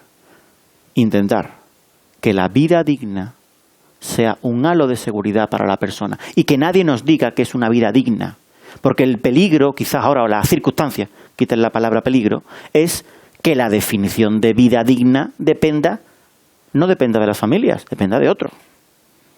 ¿A qué nos puede llevar también, lo han dicho muy bien, la sobreexposición de recursos? A que cuando hay sobreexposición de recursos económicos, ¿cuál es el principal problema? Que se cuestionan. Porque si hay 10 a repartir, 10 euros, vamos a ver cómo repartimos los 10 euros. Porque hay muchas cosas que hacer con los 10 euros, ¿no? Y entonces, entrar en el marco conceptual de que la cuestión única de la dignidad es económica, pues nos lleva a terrenos peligrosos, discutidos. ¿Por qué? Porque no solamente para la concepción política que defienda, sino también para la propia persona que sufre. Porque a mi modo de ver, de los principales problemas de la discapacidad es la victimización de la discapacidad por parte de la sociedad. Por parte de la sociedad. O sea, usted consume muchos recursos. Eso digamos, un poco pone quizás de manifiesto en los mayores, ¿no? Pero es que también los mayores dependientes, las personas mayores, que todos somos dependientes, o los niños pequeños, claro, se pone en cuestión. ¿Qué hace? Que se lleven el tema hacia debates como el fin de la vida propiciado por la propia decisión de la persona. Abro comillas. Es un dato hoy estamos a viernes, del miércoles, después de la sesión del Pleno del Congreso, que yo he estado muy animado últimamente. Tuvimos una pequeña comisión de sanidad. Estoy también colaborando allí, ¿no? Claro, la principal causa de fallecimiento entre los menores, entre las personas de 15 y 29 años es el suicidio. Claro, yo, mientras estaba, lógicamente, pensando en otra cosa, en una comisión muchas veces se piensa en otra cosa, y me saltó. ¿Cómo? Que un chaval, que un chaval en lo mejor de la vida, en las ganas de vivir, en salir, piense en eso. ¿Hacia dónde nos están llevando los debates conceptuales? Entonces, el debate político, la iniciativa política, que es digamos, emerge del mundo de las ideas, es un debate sobre la dignidad y sobre valorar esas cuestiones que están aquí encima de la mesa. Ese es un poco el reto. El reto y el marco en el que yo quisiera por lo menos transmitir el testimonio de que no debiéramos encerrarnos en debates de otros, porque si nos encerramos en los marcos conceptuales de otros, ahí estamos, digamos, un poco sometidos a esos límites. Hay una anécdota muy interesante de Alfonso Guerra, que ahora a la vejez pues está en otros marcos conceptuales. A la vejez no, a la mayoría de edad, ¿vale? Él decía, claro, en una negociación, lo decía en pleno proceso de los debates de la transición y tal, es muy importante llevar un papel. Él decía, porque si yo llevo el papel escrito, se debate sobre lo que está en el papel. La gente iba allí, pues con el paquete de tabaco en aquella época, en la mesa, a sentarse y tal, y Alfonso Guerra llevaba un papel escrito. Pues ya el debate era sobre el papel. Añadir cosas, quitar cosas o escribir encima. Pero era sobre el papel. Pues cuidado con los marcos. Cuidado con los marcos conceptuales. Esto vale también para cualquier cuestión. A partir de ahí, 3 ideas. En la Comisión de Sanidad también estamos muy implicados, no solamente en la cuestión de la salud mental que hemos comentado ahora, como de la discapacidad. De la discapacidad para intentar suplir pero que los recursos no sean limitantes, que sean de acompañamiento, de dejar a las familias que puedan elegir. Oigan, y también con una pequeña crítica que la quiero decir aquí porque es un caso que no solamente de la administración, que es de los privados. Se dice el sucedido: colegio privado, lugar de España indeterminado, cada uno que piense de dónde. 2 hermanos, colegio privado. Y un hermano con una discapacidad. Pues se planteaban admitir al hermano sin discapacidad. El otro, no tenemos gente. Y yo veía el ideario del colegio y digo, bueno, que no toda la culpa es de la administración, toda la culpa es de los políticos, seguro. Pero después a lo mejor hay gente con más culpa. Y tenemos que reflexionar sobre eso. Porque la excelencia está muy bien, pero ¿qué es la excelencia? ¿Qué es la excelencia? ¿Los másteres del universo de Mar son la excelencia? ¿Que le enseña más la mirada de su hija? ¿Eso es la excelencia? O sea, cuando hay no hay máster en práctica de la abogacía que sustituya a 2 mañanas en el juzgado. Y 2 guantazos bien pegados, guantazos no literales, sino guantazos procesales, jurídicos. Aprende, cuidado, o sea, cuidado. Pero que todo no lo hagamos mirar también desde el punto de vista de nuestra concepción social. Entonces, la cuestión de la dignidad, basada en la dignidad de la vida, basada en la concepción de la persona, la no limitación de los recursos o no el marco conceptual de recursos limitantes. Eso no quiere decir que los recursos sean infinitos, porque también a las familias no se les ayuda únicamente poniendo recursos, sino haciendo lo que, a mi modo de ver, tiene que hacer cualquier gobierno responsable. Pose de meeting, cualquier gobierno responsable. Poner las menos pegas posibles a las personas. A las empresas, pues déjenlas en libertad funcionar. A las familias, déjenlas decidir. O sea, es más importante, o una de las maneras más importantes para mí, reducir los tramos del IRPF, reducir las cargas, darle esas facilidades que sobreponer recursos. Porque un recurso es una asignación es un expediente es una valoración, y una valoración es una burocracia. Y una exención del IRPF o una bajada de tramo solamente es una ley firmada, un decreto firmado por el ministro de Hacienda de turno y una aval del Congreso que todo el mundo... O sea, hagamos las cosas también desde el punto de vista legislativo fáciles. Hablo para las personas que puedan tener aquí, que algunas habrá, responsabilidad pública o potencial de responsabilidad pública. No se obsesionen en conseguir recursos, obsesiónense en no ser un obstáculo. Porque para conseguir muchas veces una subvención de 3 placas solares son 3 años. ¿Pero qué es esto, Dios mío? De 3.000 euros, tampoco es una cosa grande. Oye, pues que sí, que el dinero, cualquier dinero y cualquier euro tiene que estar perfectamente fiscalizado. Pero bueno, intentemos hacer las cosas más fáciles. En Comisión de Sanidad estamos en eso. En Comisión de Inclusión, dos ideas fundamentales. Una, la inclusión trabaja no solamente en dar esa dignidad, sino en facilitar el acceso. Un minuto para la publicidad. Empieza la feria mañana de Sevilla, están todos invitados. Hemos hecho una cosa fantástica, han hecho el ayuntamiento actual de la feria, ha hecho una cosa tan importante como la feria pues tiene unas aceras y unos bordillos. Bueno, pues como eso se utiliza una vez al año, una semana, pues han hecho una acción de obra pública maravillosa y le han hecho rebajas a los bordillos.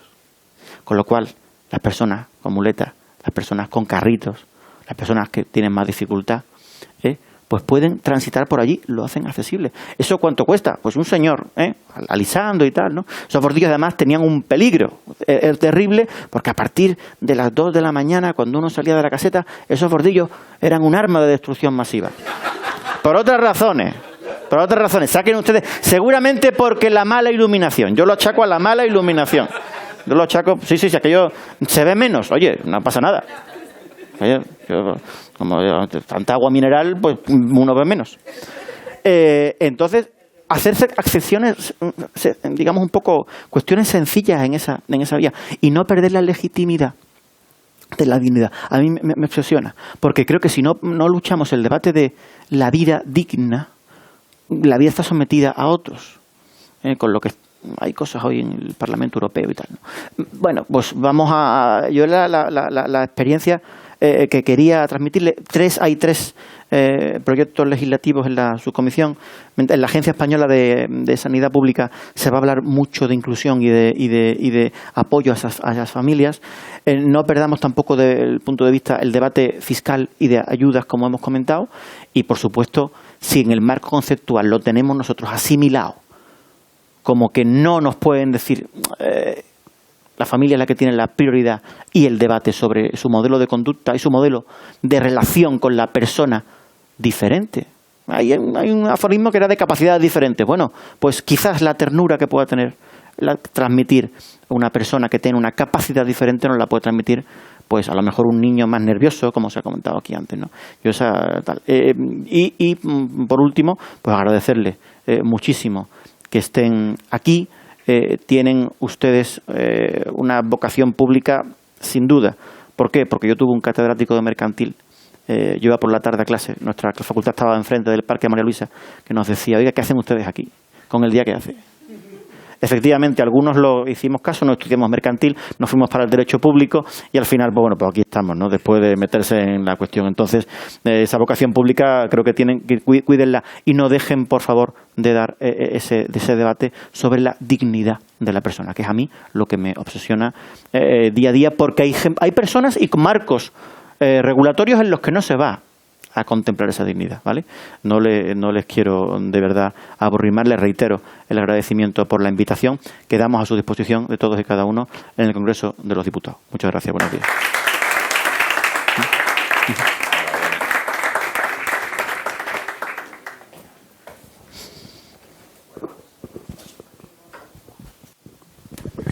Como les he dicho, no nos ha defraudado. La verdad que ha sido importantísimo lo que nos has contado, ¿no? La dignidad de la persona, efectivamente, es el pilar fundamental, ¿no? Porque fijaros todo lo que está sucediendo ahora en Europa, pues con todo el tema del aborto, ¿no? Ya ha pasado en Francia y ahora está sucediendo en Europa. Por lo tanto, esa dignidad y esa vida digna, Rafa, importantísimo. Ha lanzado un mensaje, Rafa, fundamental para todos los municipios, ¿eh? Cuidado con los bordillos. Solamente digo eso, revisar los bordillos. Ahora tenemos preguntas pues para Mar o para Rafa, que yo creo que tenéis una oportunidad única de dos personas implicadas con la discapacidad y que la conocen perfectamente, ¿no? Y si no hay nadie, pues empiezo yo para Mar. Y algo que yo no tengo a nadie cercano con discapacidad. Es verdad que la familia de mi mujer sí tenía un hermano que falleció hace unos años, pero mi relación con las familias con discapacidad siempre ha sido pues desde mi labor política, ¿no? Como director general de familia.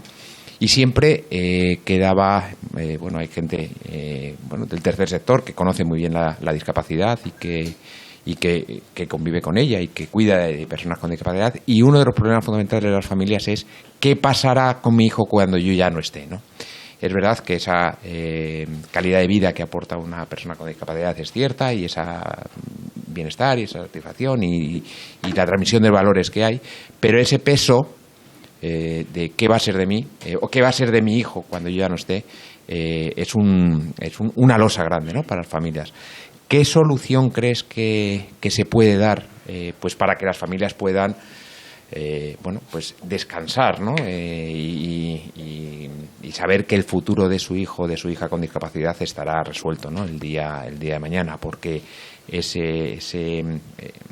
esa convivencia entre los hermanos pues también puede ser un peso. O sea, ¿qué le recomiendas a las personas que están aquí, que son concejales y tercer sector, pues para el después de, ¿no? Hay varias situaciones, y es que la pregunta es de lo más interesante y muy difícil de contestar. Muy difícil. ¿Por qué? Porque es verdad que con respecto a la dependencia, la discapacidad es tan heterogénea, porque lo es. No es lo mismo una discapacidad sensorial que una discapacidad física, que una discapacidad intelectual. a quienes les preocupa más todo el paso a la transición a la vida adulta, el proceso de envejecimiento a los padres. Los más preocupados son los padres que tienen hijos con discapacidad intelectual o trastornos del espectro autismo con bajos niveles de funcionamiento, o aquellos que tienen discapacidades físicas con altos niveles de dependencia, parálisis cerebral y otras patologías de grave afectación. Claro, y ahí la respuesta es que es diferente, porque no necesitan lo mismo para proyectar sobre un futuro sin padres un niño con una dependencia física que con una discapacidad intelectual. Lo primero que tenemos que plantearnos es que no va a haber una única solución. Luego, las familias se proyectan de forma diferente en cuanto a cómo les gustaría resolver la situación de sus hijos. Y volvemos otra vez al punto de partida, ¿qué quieren las familias? Entonces, hay familias que claramente proyectan la parte de la institucionalización porque lo ven como una solución a larga duración, y lo que encuentran es que no hay recursos, hay muy pocos recursos de institucionalización. Hay otras familias que no quieren la institucionalización de sus hijos y lo que quieren son recursos de apoyo domiciliario, es decir, quiero que pueda seguir conviviendo con otro familiar o con otro cuidador, pero que disponga de los recursos y soportes que tenga que tener, que yo ya no les voy a poder dar, pero que le puedan dar. Y hay otros que están en la dirección de generar recursos de convivencia que no sean institucionales como tal, que tengan más que ver con pisos tutelados, supervisados o de acompañamiento. Yo creo que lo que toca ahora es hacer un análisis de qué es lo que quieren las familias, que a veces lo que quieren también depende de la naturaleza de la discapacidad y dependencia vinculante que tiene tu hijo y también de tus recursos familiares. Es decir, en familias extensas es más habitual que se planteen servicios de acompañamiento, pero, por ejemplo, familias que solo tienen un hijo y que dicen no tiene hermanos, a futuro ni le va a poder ayudar, piensan más en la institución. Es decir, yo creo que ahí sí que lo que toca es hacer una reflexión de no generar un servicio, y volvemos un poco al tema de los recursos. A veces se malutilizan los recursos porque montamos cosas que no son los que quieren utilizar, ¿no? Entonces creo que lo que toca ahora es tener como interlocutor al tercer sector, que son los que saben, y es verdad que no es lo mismo hablar con plena inclusión, que tiene una situación diferente, que con Fama, que por ejemplo ellos están con promoción de la autonomía personal y vida independiente porque tiene una discapacidad física pero sin compromiso intelectual.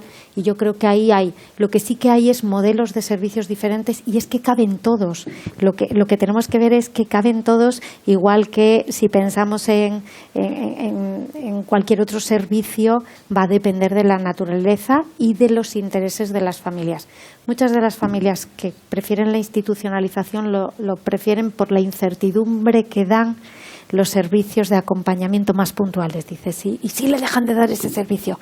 Mientras que si está institucionalizado, la institución no va a desaparecer. Pero hay veces que institucionalizarles no es porque sea su primera elección, sino porque es la que les da más seguridad o confiabilidad, ¿no? Y una pregunta, ¿España, con respecto a Europa, está por detrás en servicios a discapacidad o está a la altura?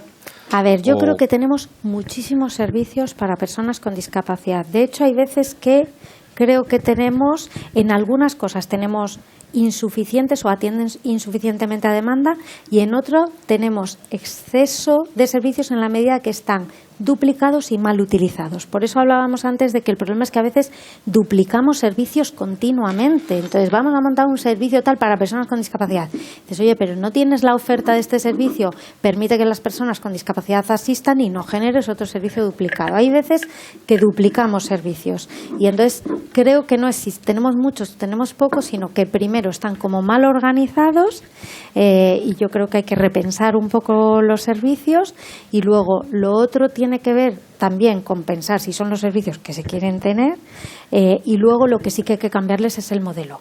Seguimos teniendo muchos modelos muy fuera del entorno ordinario. O sea, los servicios siguen siendo muy paralelos, y eso dificulta mucho a las familias el acceso e incluso a la conciliación familiar, porque entonces tienes que estar usando unos servicios para unos y otros servicios para otros dentro de tu propia familia. Yo sí que creo que nos falta abordar mucho más la inclusión, es decir, que sean servicios dentro de los servicios comunitarios generales. Pero no es porque tengamos menos, Pregunta Cuando preguntéis, os presentáis y decís de qué municipio.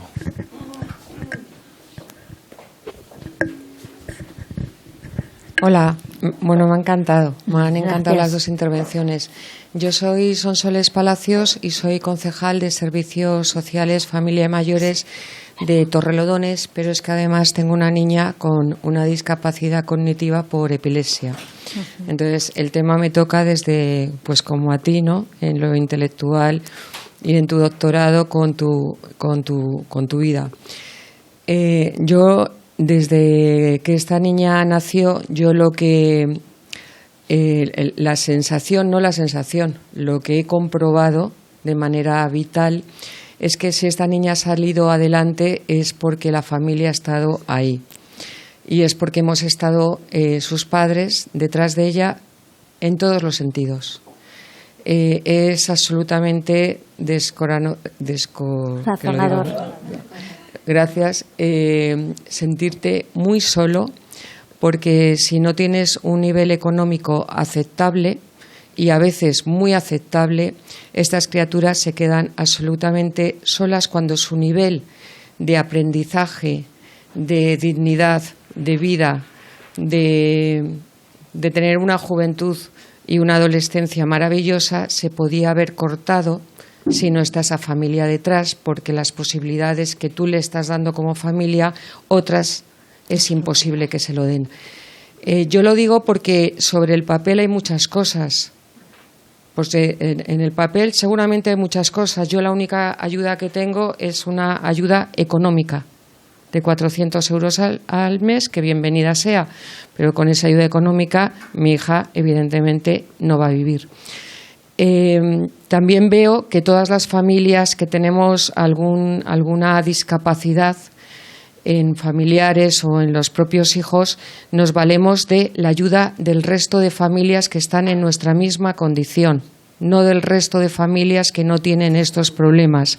Y esto es una realidad que desgraciadamente es una disfunción que tenemos como sociedad en valores, en creencias. Yo opino como tú, que la fe y las creencias ayudan mucho, y pienso que ahora mismo la sociedad está dando un paso hacia atrás, no hacia adelante, vamos hacia atrás, porque la capacidad en valores se está perdiendo, la capacidad de la familia también está muy mermada, y somos familias absolutamente corajes que montamos nuestras propias asociaciones para que nuestros hijos tengan dignidad de vida. Y esto es absolutamente vergonzoso. Yo cuando llegué a mi concejalía, de todo lo que yo estudié al empezar a ver lo que había dentro de la concejalía, me encontré con mucha sorpresa que la palabra que faltaba en todo lo que en todos los tratados y en todas las memorias que vi era la palabra discapacidad. Es que faltaba la palabra de discapacidad en una concejalía de servicios sociales, familia y mayores. E impulsamos las becas para la discapacidad, que decían, ¿y para qué? Si son las familias las que lo van a hacer. Estamos acostumbrados a que sean las familias las que lo lleven. Sí, sí. Y desde la posición que yo tengo ahora me encuentro con muchas trabas para montar cualquier tipo de taller municipal para que estos niños no tengan que salir de nuestro municipio y se tengan que ir a asociaciones donde los padres los tienen que llevar de día, o sea, por la mañana, recogerlos por la noche, tienen trabajos, algunos no tienen coche, etcétera, etcétera. Es decir, que sí que hay una carencia política importante, que sí que hay que tener una reflexión muy profunda, que yo animo a los políticos nacionales y de la Asamblea de Madrid a que echen un vistazo sobre esta situación, y desde la política municipal a que no haya tantas trabas burocráticas entre las propias concejalías, que nos ponemos trabas entre nosotras por si este local es de juventud o es de servicios sociales, que es lo que me estoy encontrando con gran pena yo. Claro. Entonces, esta es mi experiencia y espero que valga para algo, claro, pero seguiremos luchando. Gracias. Sí, muchísimas gracias. Me siento completamente identificada. Claro, precisamente por eso yo lo que decía es, cuando digo que no faltan recursos, es porque el problema es que los recursos ya están. El problema es que esos recursos no incluyen a las personas con discapacidad. Por eso, al final, es que en la Concejalía de Deporte la discapacidad no dependa de servicios sociales, porque si es deporte, debería depender de qué va a hacer la Concejalía de Deporte en materia de deporte de personas con discapacidad dentro de su oferta. Por eso digo que no es que, fíjense, yo recuerdo, y esto también lo pongo como ejemplo, y disculpen que use mis ejemplos, pero a veces me ayudan a visibilizar porque me hace más fácil explicarlo, ¿no? Yo recuerdo cuando escolaricé a mi hija en una escuela infantil pública de la Comunidad de Madrid, en el Ayuntamiento de Madrid, porque yo de aquella vivía en el Ayuntamiento, o sea, en Madrid ciudad, y cuando se inició la escolarización en atención temprana con 8 o 9 meses, María requiere cateterismo urológico intermitente, es decir, la tenemos que sondar cada 3 horas. Ahora no, afortunadamente, desde hace muchísimos años se sonda ella sola, pero de aquella, pues siendo bebé, pues la tienes que sondar tú. Y la sondamos las familias, porque estas son esos tipos de tratamientos sanitarios que si en el hospital te lo tiene que hacer un experto, pero cuando te toca un hijo con discapacidad dicen, no, eso es de familia, ¿no? Y lo haces tú y fenomenal. Pero claro, cuando la escolarizas, bueno, pues cuando yo escolaricé a mi hija en la escuela infantil, pues tenía su PT, su AL, todos sus apoyos y tal, pero claro, enfermería no, porque la enfermería se da en los colegios de integración preferente de motóricos y las escuelas infantiles no tienen preferente de motóricos. Y dije, bueno, pues si yo solo necesito una enfermera que vaya 3 veces, si el resto del día María no necesita una enfermera mirándola, ¿para qué quiere una enfermera? Es cada 3 horas hay que sondarla. Y entonces no había manera. Y digo, pero vamos a ver. Entonces, de ahí la flexibilidad de la Universidad de Villanueva, a la que no le tengo años para agradecer. Entonces, yo trabajaba aquí y entonces salía de aquí cada 3 horas y pico, me iba corriendo, aparcaba en el centro de Madrid, que me dejaban aparcar en el vado de la escuela infantil, entraba, la sondaba, salía corriendo y me volvía a trabajar. Y así me tiré 9 meses. Pero como yo soy muy insistente y resiliente, dije, no, pero esto lo tenemos que conseguir. Y entonces, Consejería de Educación me dijo, no hay manera, no se dota servicio de enfermería a las escuelas infantiles. Y yo digo, pero si es que es verdad y tenéis razón, que viendo a una enfermera 8 horas contratada, por eso la duplicidad de servicios. No tiene sentido ese servicio ahí. Digo, pero hombre, la del centro de salud de aquí al lado, tenemos un centro de salud ahí, pero atiende a domicilios. Y digo, bueno, pero la niña dice, eso no es un domicilio. Eso es una entidad pública, educativa y tal, la tiene que depender. Y entonces coincidimos con una persona encantadora y dice, pues curiosamente aquí esta dirección constaba como domicilio. Y digo, no me diga, dice, sí, consta como domicilio. Y desde entonces una enfermera de las de atención domiciliaria iba abuelito, abuelito, María, abuelito, abuelito. Y así estaba encantada porque además de ver abuelitos veía a niños y entonces le hacía mucha ilusión. Cuando me fui de allí lloró, mi niña, no te vayas. Y será el ratito de estar con el infanto juvenil, yo acostumbrado a los mayores. Y yo decía, pero es que así debería de ser siempre. Yo esto lo llevo negociado desde Fama con la Comunidad de Madrid de no dupliquéis servicios, no mandéis enfermeros 8 horas de trabajo a un colegio porque haya 2 niños que requieren 2 atenciones puntuales. Estamos mal utilizando los recursos públicos. Tenemos servicios, hagamos acuerdos, Consejería de Educación, Consejería de Sanidad, no dupliquemos, es decir, no atendamos de forma... por eso me refería a no hay falta de recursos porque o no tengo la suficiente formación, conocimiento sobre la falta de recursos. Lo que sí que creo es que los estamos usando mal. Bueno, pues nada, yo soy encantada de estar aquí otra vez. Muchísimas gracias a vosotros, a Villanueva y a FASE que organizáis esto. Bueno, Mar, yo es que, vamos, lo que has dicho es... ¿Perdona? Sí, soy Elena Garachana, estoy en la oposición, soy concejal de Vox en el Ayuntamiento de Las Rozas. Y me ha encantado lo que has dicho.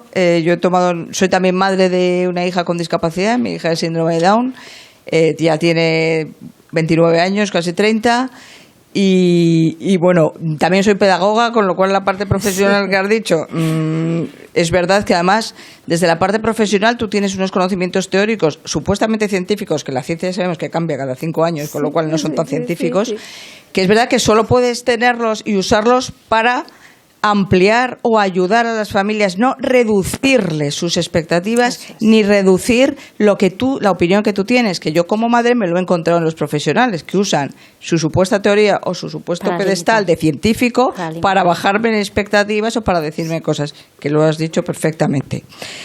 Además es verdad que en la discapacidad es muy heterogéneo, con lo cual las necesidades de mi hija no tendrán nada, como estás contando, porque la mía, síndrome de Down, pero físicamente está mejor que muchos de mis hijos, porque también soy familia numerosa, entonces puedo comparar.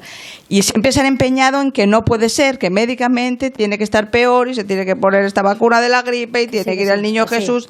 O sea, que es verdad que les agradeces a los médicos tanta, ¿no?, dedicación, pero bueno, entonces yo, para un poco remangarnos, yo también, por ejemplo, veo como madre, es verdad que la política, derechas, izquierdas, es importante, pero a mí, ahora mismo, como madre, solo recibo 2 ayudas estatales. De la Comunidad de Madrid, nada. Porque la Comunidad de Madrid, que es quien tiene las competencias, es verdad que es lentísima y que todo lo que es la burocracia te come meses y meses y meses y meses de la vida de tus hijos. Por otra parte, yo también veo en los ayuntamientos que los trabajadores sociales, yo no sé si esto es por ellos personalmente, por eso lo traslado un poco, si hay gente de la comunidad, no son nada proactivos. Es decir, si tú no sabes a lo que tienes derecho, que yo me considero una persona formada, que sé leer y escribir, encima pedagoga, encima, o sea, sé a lo que tengo derecho, a lo que no, pero nadie te informa de nada. Entonces puede ser que tú estés con tu hijo sin recibir ninguna ayuda y nadie te diga nada. Sí. Yo creo que debería haber una proactividad por parte de asuntos sociales de los ayuntamientos y que los trabajadores sociales además te llamen cada cierto tiempo. ¿Y cómo va tu hija? ¿Y cómo? ¿No sabes que tienes derecho a esto? ¿Ha salido esto? ¿Ha salido otro? O sea, yo creo que eso se debería tomar nota para facilitar la vida y que uno no tenga que saber, ¿no?, cuáles son sus propios derechos. Y luego, por otra parte, lo que habéis dicho de la transversalidad. Yo en la oposición doy muchísima caña porque es verdad que vamos a hacer esto para los chicos en verano y tal. Y para la gente con discapacidad, no, es que no tenemos especialistas y tal. Pues buscarlo, que es un ayuntamiento rico, además el mío, que no estamos en un pueblo de la sierra de Aragón. O sea, quiero decir, ¿no? O sea, que no puede ser que no lo tengamos en la cabeza. Porque además, ¿qué no toca a una persona con discapacidad? Hacienda, deportes, cultura, educación, toca todo. No puede ser. Las personas con discapacidad. Efectivamente, son personas, no son personas con discapacidad, son personas. Y luego ya, pues tienen una discapacidad que hay que adaptar. Y luego también, una cosa también que he hecho en cara un poco a los ayuntamientos, que también para los que estáis en gobierno os lo digo, que yo no. Que al licitar programas o empresas para dedicarse a la discapacidad, como que toma nota de lo de respiro, es verdad, es que no se debería llamar respiro, se debería llamar soporte familiar, por lo menos, o algo, no sé. Pero es verdad que acabo de caer en eso. Bueno, tienden a hacer lo mismo que en otros contratos, entonces van a lo económico. Sí. ¿Qué pasa? Que van a empresas a lo económico. Las empresas pagan, los trabajadores que se dedican a la discapacidad son, yo creo, después de los de educación, los peores pagados de toda España. Cuasi voluntarios. Claro, ¿qué pasa? Que hay muchísima rotación. ¿Qué pasa? Que el servicio es muy malo.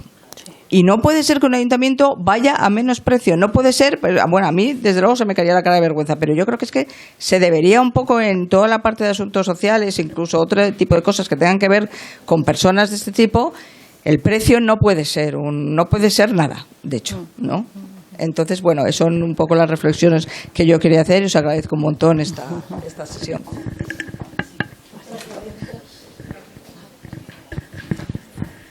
Hola, no sé si se me oye. Sí. Bueno, gracias por vuestra invitación. Y yo me llamo Julián Ruiz, he dedicado toda mi vida profesional a la educación especial y atendiendo fundamentalmente en el centro donde yo he trabajado, pues atendiendo a chavales, ese tipo de niño que está con discapacidad intelectual, que está como en tierra de nadie, ¿verdad? Que no está muy afectado, pero que necesita una atención especializada, ¿no? Y además lo que ha sucedido siempre, y el colegio no para de recibir niños que se han empezado a escolarizar en centros ordinarios porque los servicios de orientación así lo recomendaron. Esta es una recomendación muy bien recibida por las familias, porque si a una familia el servicio de orientación le dice, mira, tu hijo, en fin, tiene algunas dificultades, pero no te preocupes, va a poder estar escolarizado en un centro ordinario y además se va a beneficiar del contacto con los otros niños a los que no les pasa nada.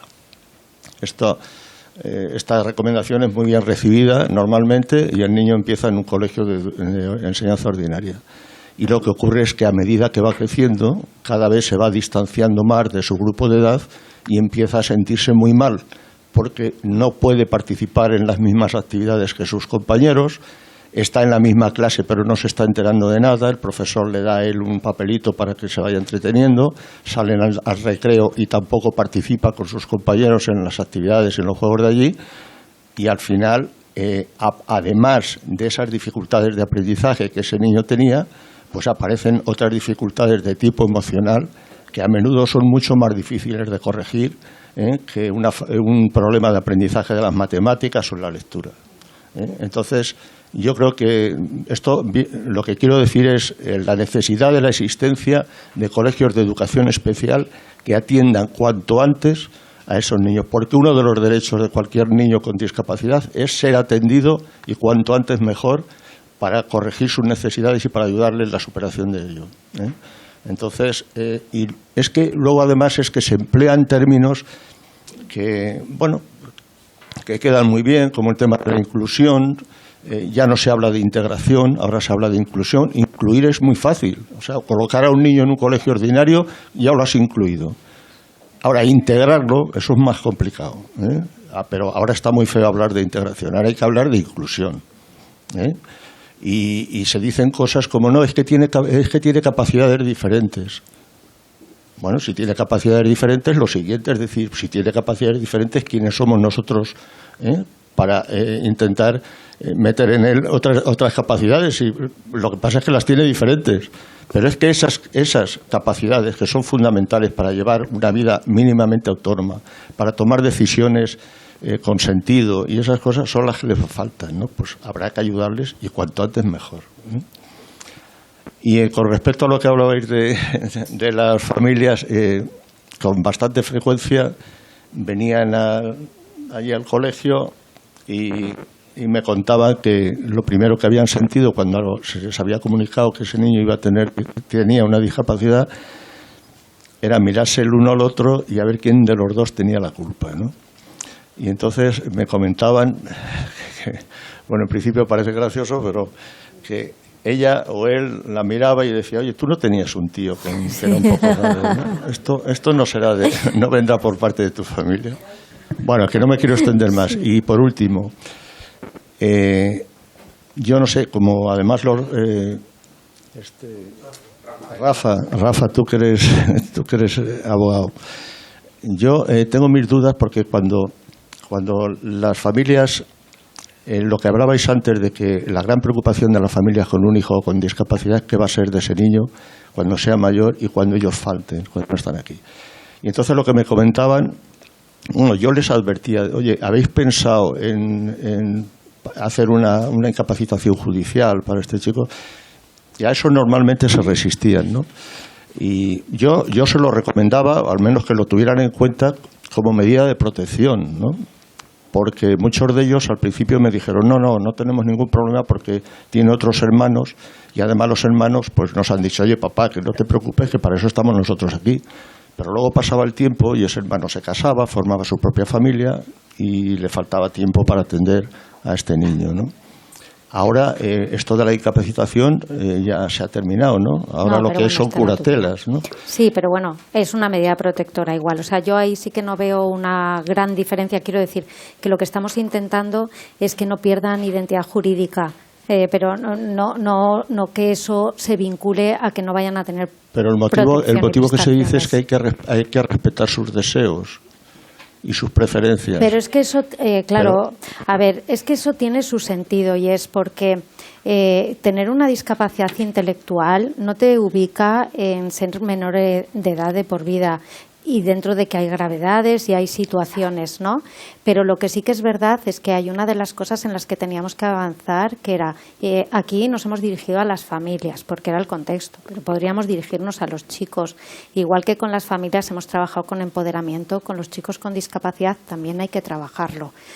Porque durante mucho tiempo, a pesar de tener discapacidad intelectual, A pesar de eso, hay muchas cosas sobre las que pueden decidir, pero es que nunca nadie les ha enseñado a decidir. Nosotros, una de las mayores dificultades, pues nosotros tenemos chicos con y sin discapacidad intelectual en nuestro centro, que es que no sabían ni lo que se tenían que poner para vestir, porque dicen, no, lo que diga mi madre. Dices, no, hombre, pero lo que tú quieras.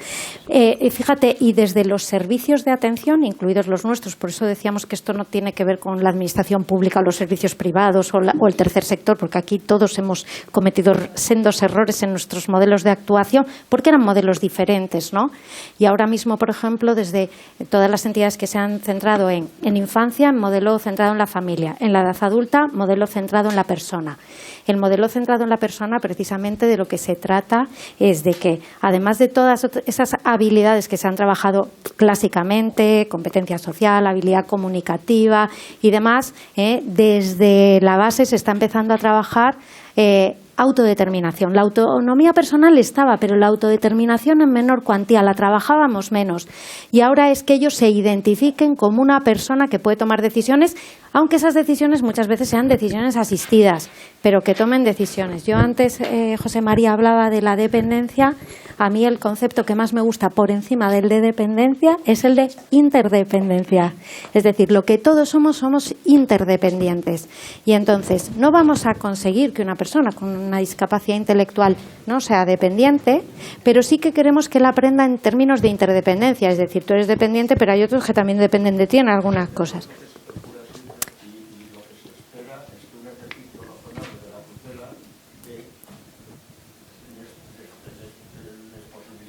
Claro.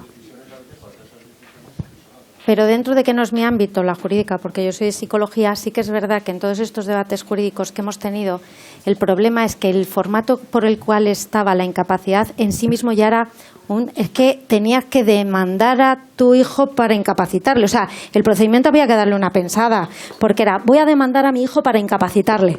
O sea, a eso nos referimos. Si es una medida protectora, no tiene sentido que yo le demande. O sea, por eso había que darle una vuelta, pero yo no creo, pero no soy jurídica, que hayamos perdido en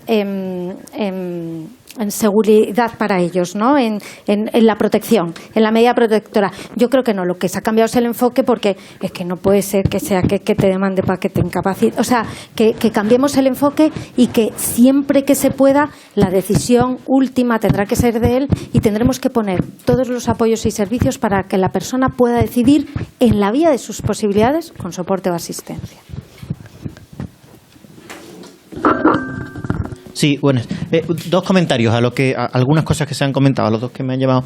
En cuanto a las cuestiones administrativas, también a las personas que, digamos, un poco tengan responsabilidad, cuidado con las prestaciones. ¿En qué sentido? No podemos hacer recursos para todo y cuidado con las competencias que se ejercen. Es decir, ejemplo, ayuntamiento de 750 habitantes que construye una residencia para 25 personas. Es un disparate. Un disparate financiero. Conclusión, después de la crisis del ladrillo, buscando desesperadamente quién se queda con la residencia. La comunidad autónoma dice que no puede, las empresas privadas no es rentable, por supuesto el gasto de personal allí es disparatado, proporcionalmente hablando. O sea, vamos a hacer una residencia y un ayuntamiento de 750 habitantes montando una residencia en plena campiña. Hay que, digamos, un poco racionalizar eso, ¿no? Eso por un lado. Por otro, respecto a la cuestión que se ha comentado con anterioridad. Esa pregunta de qué va a ser de mi hijo cuando yo no esté, es una pregunta, detrás hay un biombo y detrás está la pregunta de verdad, para mí, que es ¿quién lo va a querer? Porque la necesidad de la persona, del ser humano, amar y ser amado, las dos pulsiones fundamentales a mi gusto. Claro, ese quién lo va a querer nos enfoca a dos problemas. Primero, el problema material, ¿vale? ¿Hay alguna experiencia en cuanto a si hubiera algún tipo de incentivo fiscal para que hubiera mutualidades de cuidado? No residencias, no ingresarlo en una residencia y que tengamos dinero para pagarlo, sino que hubiera una prestación, no ya del Estado, sino privada, lo mismo que ahorramos para un plan de pensiones o ahorramos para una digamos, situación de discapacidad en algunos sentidos que puede ser la vejez, es la cuestión de que esté asegurado su patrimonio y esté cuidado. Y después hay una cuestión de cuidado sentimental y de querer que nos choca y nos entronca radicalmente con un problema que es un problema, que es la falta de natalidad, por muchas razones. no vamos a entrar en eso. Pero hay un problema. ¿Quién lo va a querer? ¿Quién lo va a querer? Pues al final lo que le digo yo algunas veces cuando mis dos hijos que hacen peleas de karate por el pasillo como si fueran a matarse y tal, digo, qué importante es después, Fernando, que es tener un hermano. Pues es muy importante el que entonces, claro, ese cuidado sentimental es más fácil, más sencillo, con más soporte si hay una estabilidad patrimonial a cargo de alguna entidad pública, privada. Podemos tener un debate ahí, pero eso hay que abordarlo, porque nos vamos a tener un problema, porque lo van a tener los mayores en los próximos 20 años, que por diversas razones no han tenido hijos, muchos, pero lo van a tener.